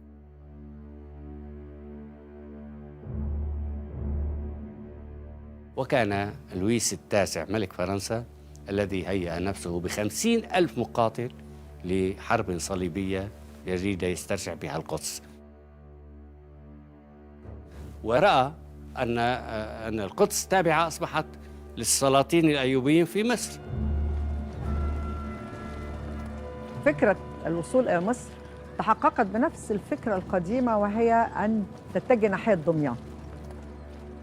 ولم يستفد لويس التاسع من خطأ ما حدث في الحملة الصليبية الخامسة، ولم يستفد من فكرة جغرافية مصر. ولكن الحملة الصليبية السابعة تختلف عن الخامسة في أنها كانت هناك فئة جديدة قد ظهرت، هؤلاء الذين عرفهم المؤرخون المسلمون باسم داوية الإسلام، أقصد بهم المماليك، تشبيهاً بفرقة الداوية فرسان المعبد المسيحيين والذين برعوا في القتال الصليبي. القوة العسكرية الأيوبية كانت تستعين بعناصر جديدة من العبيد الأبيض الذي كان يشترى من أواسط آسيا، فيربوا في مصر تربية دينية عسكرية.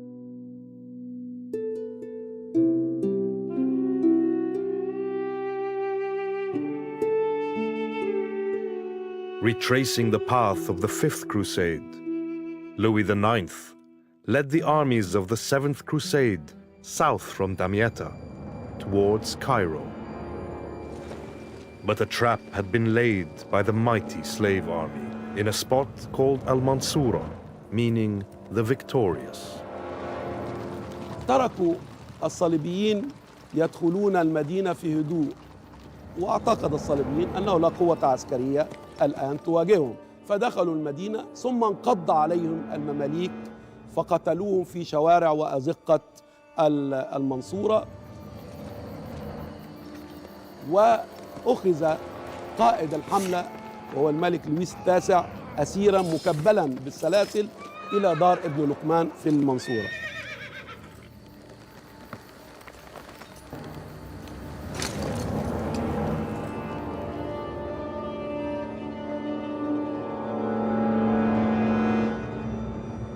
The year 1250 not only marked the Ayyubid victory over the Seventh Crusade, but ironically, the end of the whole Ayyubid dynasty.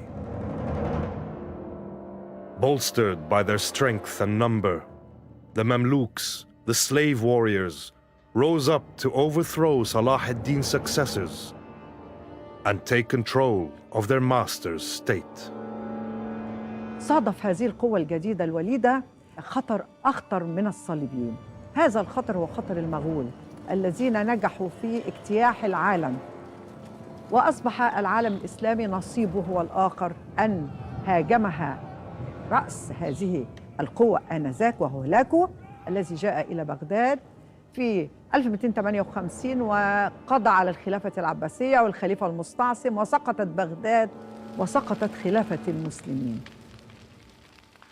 هنا كان الاختبار الكبير الذي سيكون لهذه القوة الوليدة.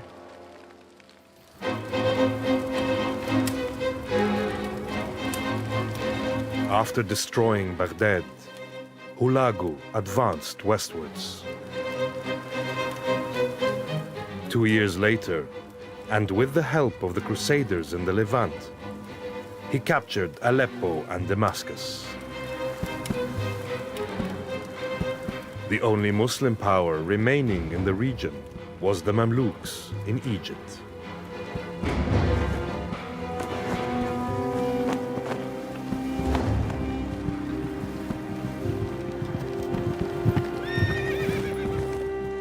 السلطان المملوكي سيف الدين قطز جمع رجاله من كل صوب وخرج إلى فلسطين وقابل الجيش المغولي. والتاريخ يحفظ لقطز عبارة خطيرة جدا لكي يحفز رجاله وإسلامه. والسماء والسماء والسماء والسماء والسماء والسماء والسماء والسماء والسماء.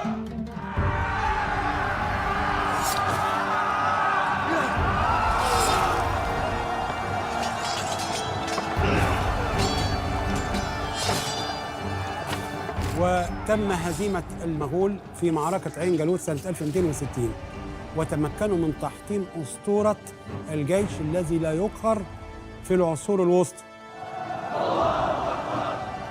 كان المماليك يحتاجون إليه كثيراً هذا الانتصار، لأن المماليك كانوا في نظر المسلمين أنهم هو الجلباء، وأنهم مطعون في نسبهم، وأن هؤلاء يعني اغتصبوا السلطة.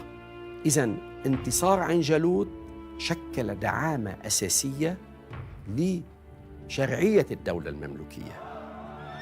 هذه المعركة هي التي فتحت للمماليك أبواب التاريخ، لأن أعقب هذه الموقعة قتل قطز وتسلطن بيبرس، وسلطنة بيبرس نعتبرها هي ميلاد دولة المماليك. وبيبرس أدرك أن الاستمرار في مقاومة الصليبيين والتصدي لهم هو الذي يكسبه الشرعية الحقيقية في عيون الناس. ولهذا 17 سنة اللي حكمهم بيبرس كانوا 17 سنة من الجهاد المتواصل ضد الصليبيين.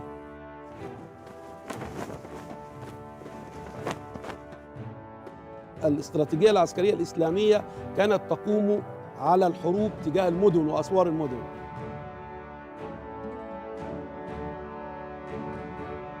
الصليبيين لأنهم جاءوا من ممالك لاتينية، الذي يحكم يتحصن في قلعة والقوى العسكرية تقيم في هذه القلعة، نقلوا هذه الفكرة إلى الشرق.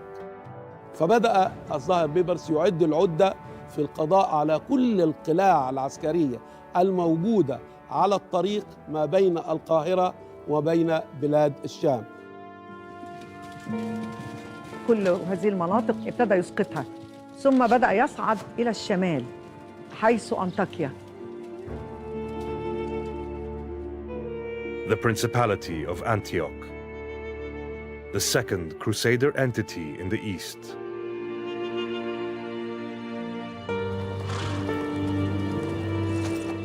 For 170 years, this fortified city had successfully resisted the Muslim assaults.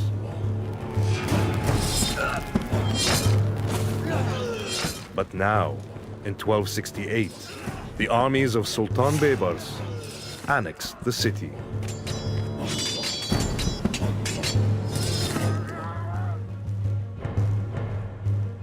By the time Antioch falls to the Mamluks in the late 13th century, the Frankish states are pretty weak.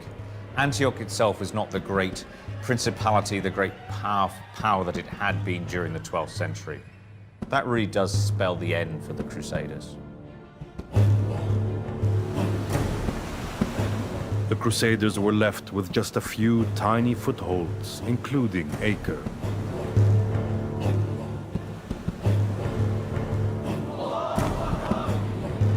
And it was this city that would form the stage for the final scene of the Crusades.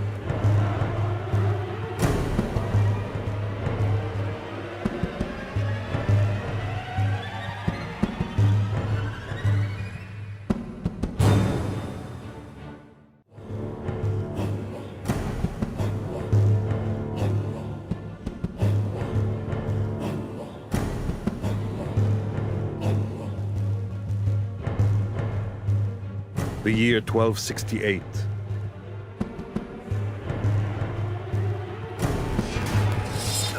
The Crusader Principality of Antioch has fallen to the Mamluk Sultan Baybars.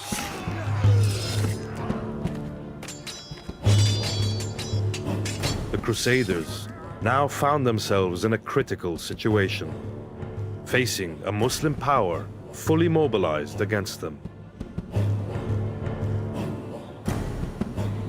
Hugh III, the King of Jerusalem, now displaced in the port city of Acre, made contact with the Mamluks.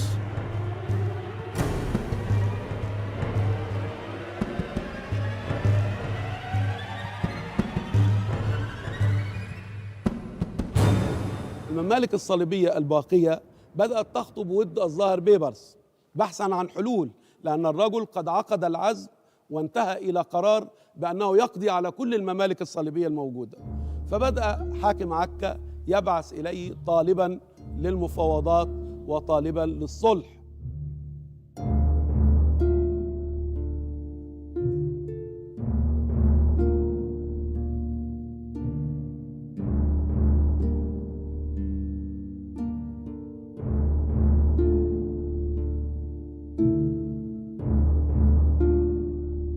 يستجيب الظاهر بيبرس لهذه الفكرة ويبعث إليه المؤرخ الشهير ابن عبد الظاهر، وكان قد أوصاه الظاهر بيبرس بأنه إذا رأيت منه تشددا فتشدد فوق تشدده تشددا.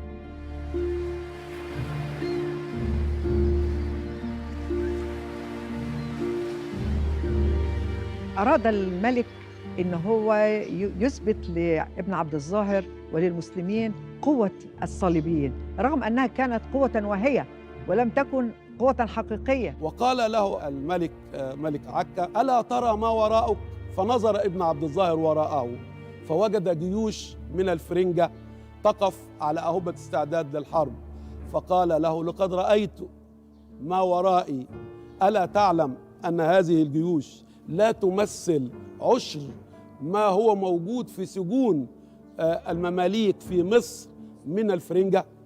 فيبدأ الملك في الاستجابة إلى التفاوض بدون تشدد وبدون تشنج، ويعلم أن هذا الرجل الجالس أمامه إنما هو ممثل لشخصية وحاكم قوي يثق في قدراته العسكرية ويثق في قوته الدبلوماسية.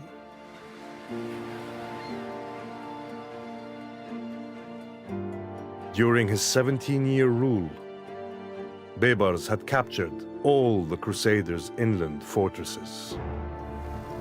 His military successes were reminiscent of the late great Sultan Salah ad-Din. شخصية صلاح الدين وبيبرس تتلاقيان كونهما من غير العرب. بيبرس مملوكي وصلاح الدين كردي. هذا قاد المسلمين لإسقاط مملكة بيت المقدس الصليبية، وهذا قادهم لإسقاط إمارة أنطاكيا الصليبية.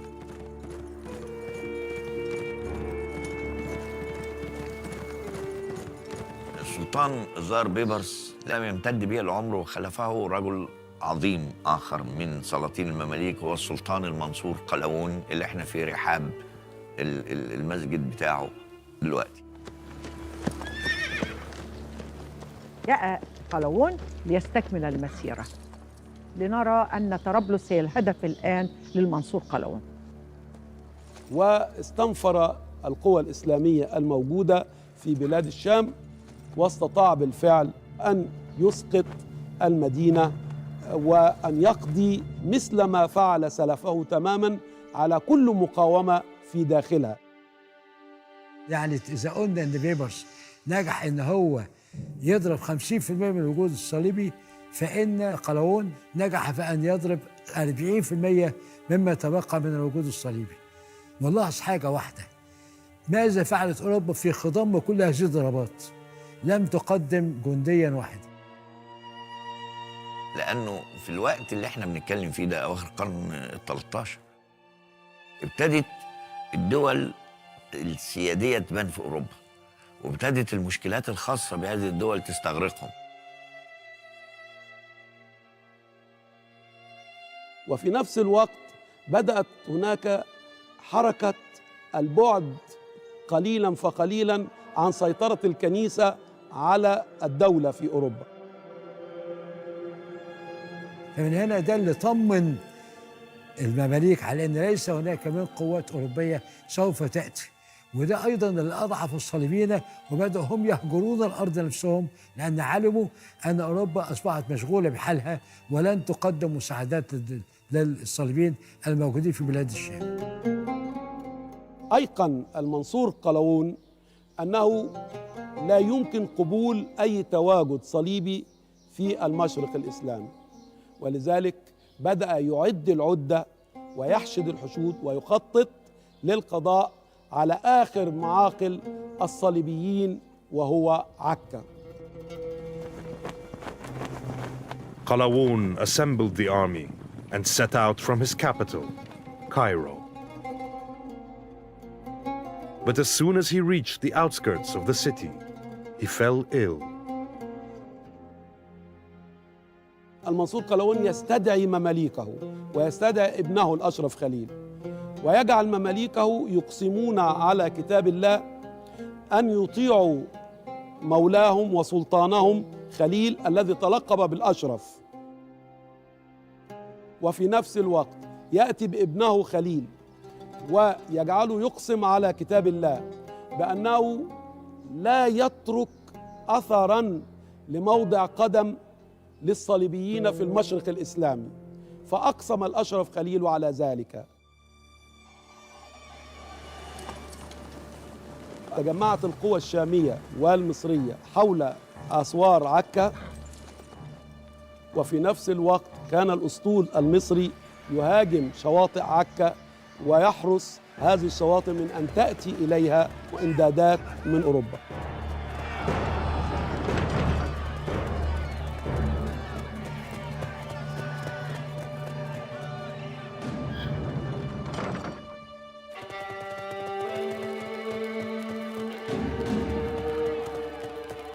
معركة الحياة أو الموت النهائية، آخر معقل للصليبيين. بالنسبة للمسلمين قوة، استماتة، قيادة من قبل الأشرف خليل.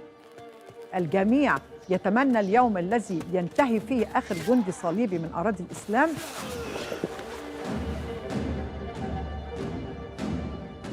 لقد قاتل الصليبيون بضراوة، لا أقول بطولة، اللص لا نصفه بأنه بطل. قاتلوا بشراسة لأنهم لا يصدقوا أن لحظة الرحيل أتت.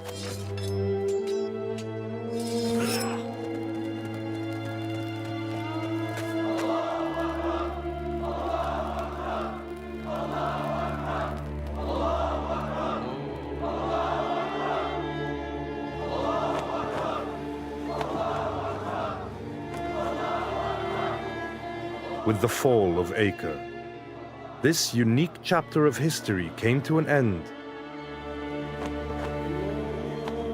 After almost 2 centuries of bloodshed.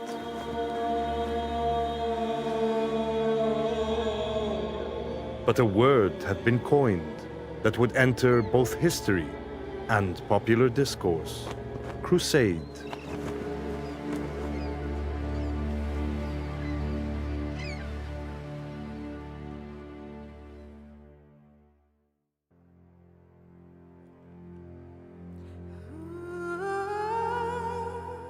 هذا المصطلح لم ينشأ قبل نهاية القرن الثاني عشر. يعني 100 سنة اسمها حروب الرب، اسمها ميليشيا الرب، اسمها الحج. كل الحوليات الأوروبية اللي اتكلمت عن ده لم تستخدم كلمة صليبي. ابتدت كلمة صليبي تبان في أواخر القرن ال 12 لما ظهر مصطلح يعني بين الألمان معناه الموسوم بالصليب، واتعملت منها فيما بعد كروسيدرز وكروازاد إلى آخره. أما المسلمين فقد أطلقوا على هذا الأمر تعبير حركة الإفرنج، على اعتبار أن الإفرنج الذين كانوا يسكنون فرنسا هم الذين بدأت منهم الحروب الصليبية.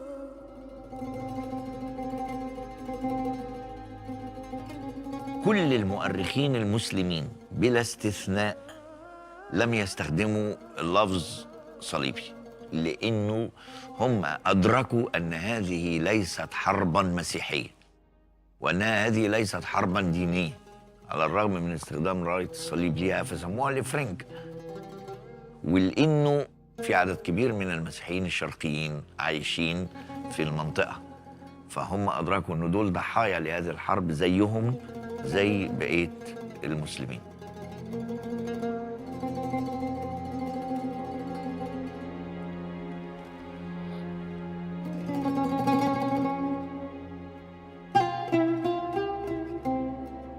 However, behind the brutal fighting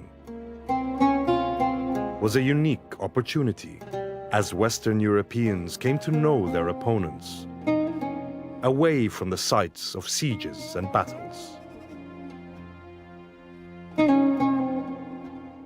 الحروب الصليبية أنا بعتبرها معبر من معابر الحضارة الإسلامية للغرب الأوروبي، لأن الصليبيين استوطنوا، ومنهم من استوطن لفترة ورجع، ولكن هناك تأثير كبير جداً في الجانب الحضاري على أوروبا في كل المجالات بسبب هذا الاتصال الحضاري بالعالم الإسلامي.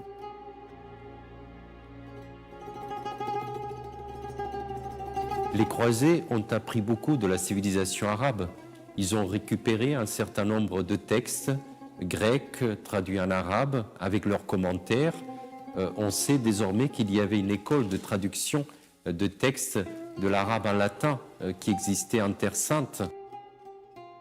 أوروبا استفادت أولاً في مجال التكتيكات العسكرية ومجال التسليح، اتعلمت كتير جداً من الأساليب التسليحية المتفوقة اللي استخدمها المسلمين في هذا القتال.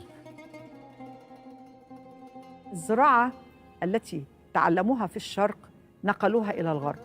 هناك كثير من المحاصيل لا تعرفها أوروبا مطلقاً. هذه المحاصيل تعلموها في الشرق. مثلا في لبنان وفلسطين والساحل السوري كانت مزدهرة زراعة قصب السكر.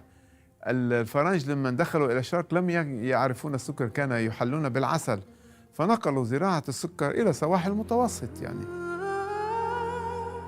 النقطة الأهم أن الصليبيين وجدوا أطباء وصيادلة وسمعوا عن ابن سينا وعن الفارابي والخوارزمي وابن الهيثم، فرجعوا إلى أوروبا وبدأوا يستحضرون العقاقير ويداوون المرضى بالتركيبات والأعشاب والأدوية الطبية بدلاً من القضاء على المرضى. لو نظرت للصناعة، الصناعة في أوروبا قامت على أسس بعد ذلك على الأسس التي تعلمتها في الشرق. الصليبيين عندما خرجوا من البلاد حملوا معهم الصناع هؤلاء وسكنوهم في مناطق في إيطاليا وفي منطقة اسمها مورانو بالتحديد، ولذلك بقى الإنتاج كله يخرج على إنه من مورانو، وبقينا نعرف إن المورانو الأشياء اللي هي جيدة الصنع دي كلها مستوردة من الشرق وتعلموها من الشرق.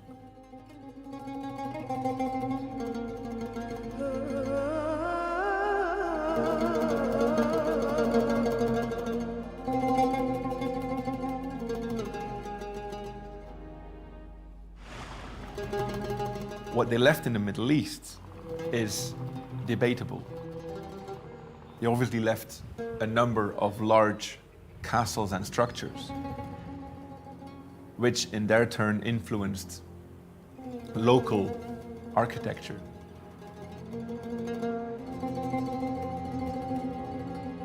Culturally, I believe that the Muslims had a far greater effect on Europe than Europe had on the Middle East.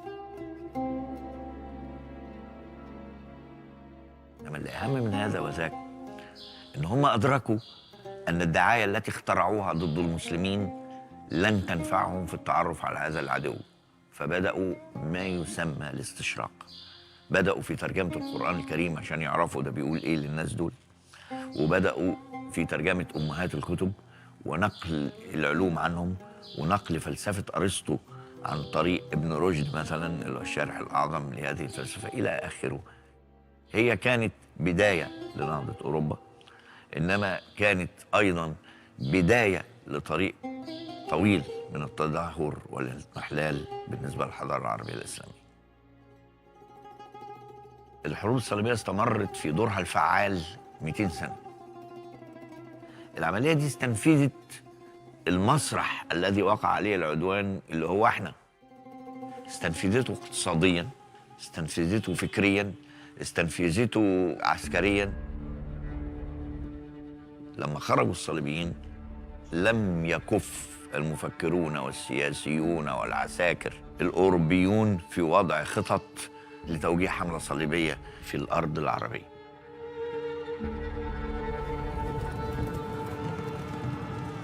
Five centuries after the fall of Acre, the last Crusader foothold in the Muslim East, the French general Napoleon Bonaparte and his army d'Orient landed in Egypt, now a province of the Ottoman Empire.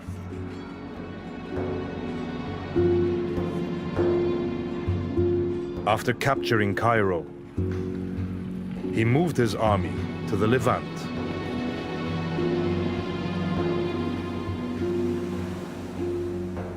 In an irony of history, Napoleon's dreams of establishing a French empire in the East were to be destroyed before the fortified walls of Acre.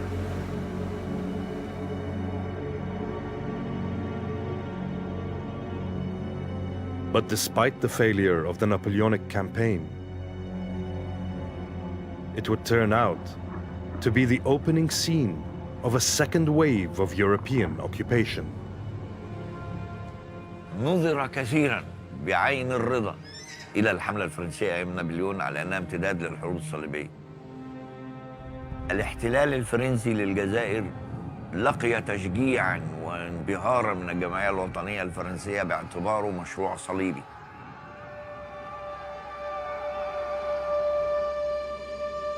By the eve of World War I, in 1914, most of the Muslim lands on the shores of the Mediterranean were under the occupation of European powers.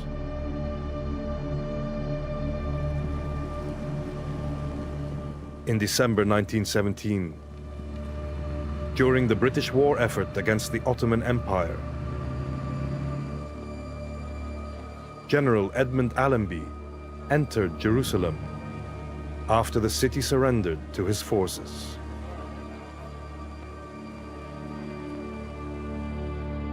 The film that recorded the fall of the Holy City was marked by the use of an old term, echoing down through the centuries.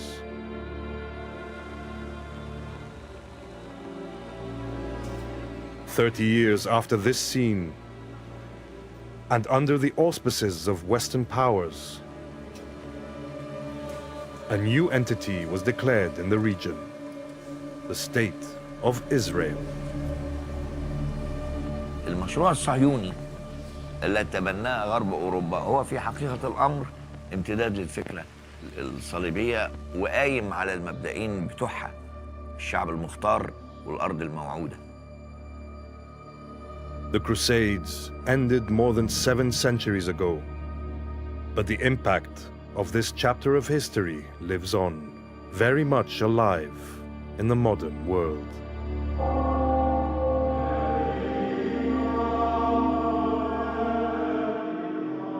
الحروب الصليبية مشروع كانت بتقوده الكنيسة المؤسسة القائدة في غرب أوروبا وفشل. التناول معاه باصطلاح تعويضي نفسي حوله من مسألة سلبية لقتل الآخر إلى مسألة إيجابية، لدرجة إنه لو في حملة لمساعدة المرضى النهاردة يقولوا يعني هنعمل كروسيد لمساعدة مرضى السرطان مثلا.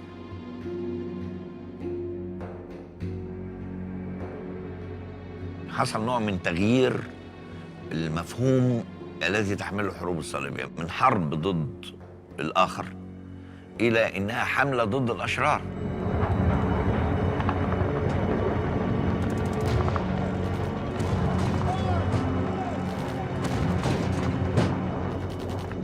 This crusade, this war on terrorism is going to take a while. And the American people must be patient. I'm going to be patient. Ça m'a scandalisé beaucoup plus. C'est un anachronisme. Et puis aussi, cette utilisation d'un symbole religieux dans notre monde occidental, qui est un monde laïque, où on sépare très bien, selon le principe du Christ, des évangiles, le temporel du spirituel, à César ce qui est à César, à Dieu ce qui est à Dieu, et bien que cet homme revienne à une vision médiévale, où la religion peut être érigée comme une arme de guerre, c'est une aberration terrifiante. لا يزال هناك نوع من التبجيل لعملية الحروب الصليبية. ما يفهمه المؤرخون والباحثون في غرب أوروبا حاجة، وما هو مستقر في الوجدان الأوروبي حاجة تانية خالص. لو أنت تشوف نتاج الحروب الصليبية في الفن والأدب والفنون التشجيلية والمسرح وكده في القرن ال19 والقرن ال20 ولغاية دلوقتي، هتلاقي إنه حولوها إلى مسألة مهمة جدا في تماثيل ولوحات. ده في متحف الحروب الصليبية في فرنسا في شهادات إن جده الأعلى ده كان من ضمن الحروب الصليبية عشان يكتسب مكانة.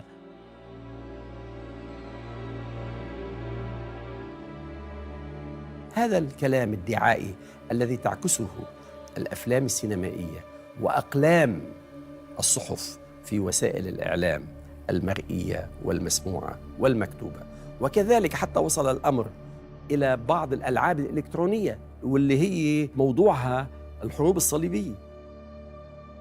الخلاصة التاريخية أنها حركة استعمارية إمبريالية استغلت الدين واستغلت اسم الصليب واتخذوه علما على لباسهم وعلى خيولهم وسميت حروب صليبية. For hundreds of years, the struggle has continued in the very same lands.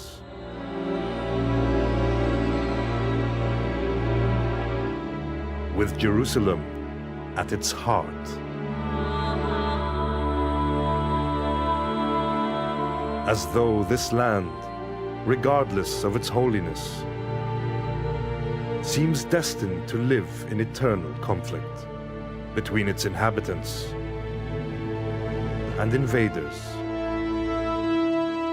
fighting behind the flag of religion and marching under the banner of a crusade.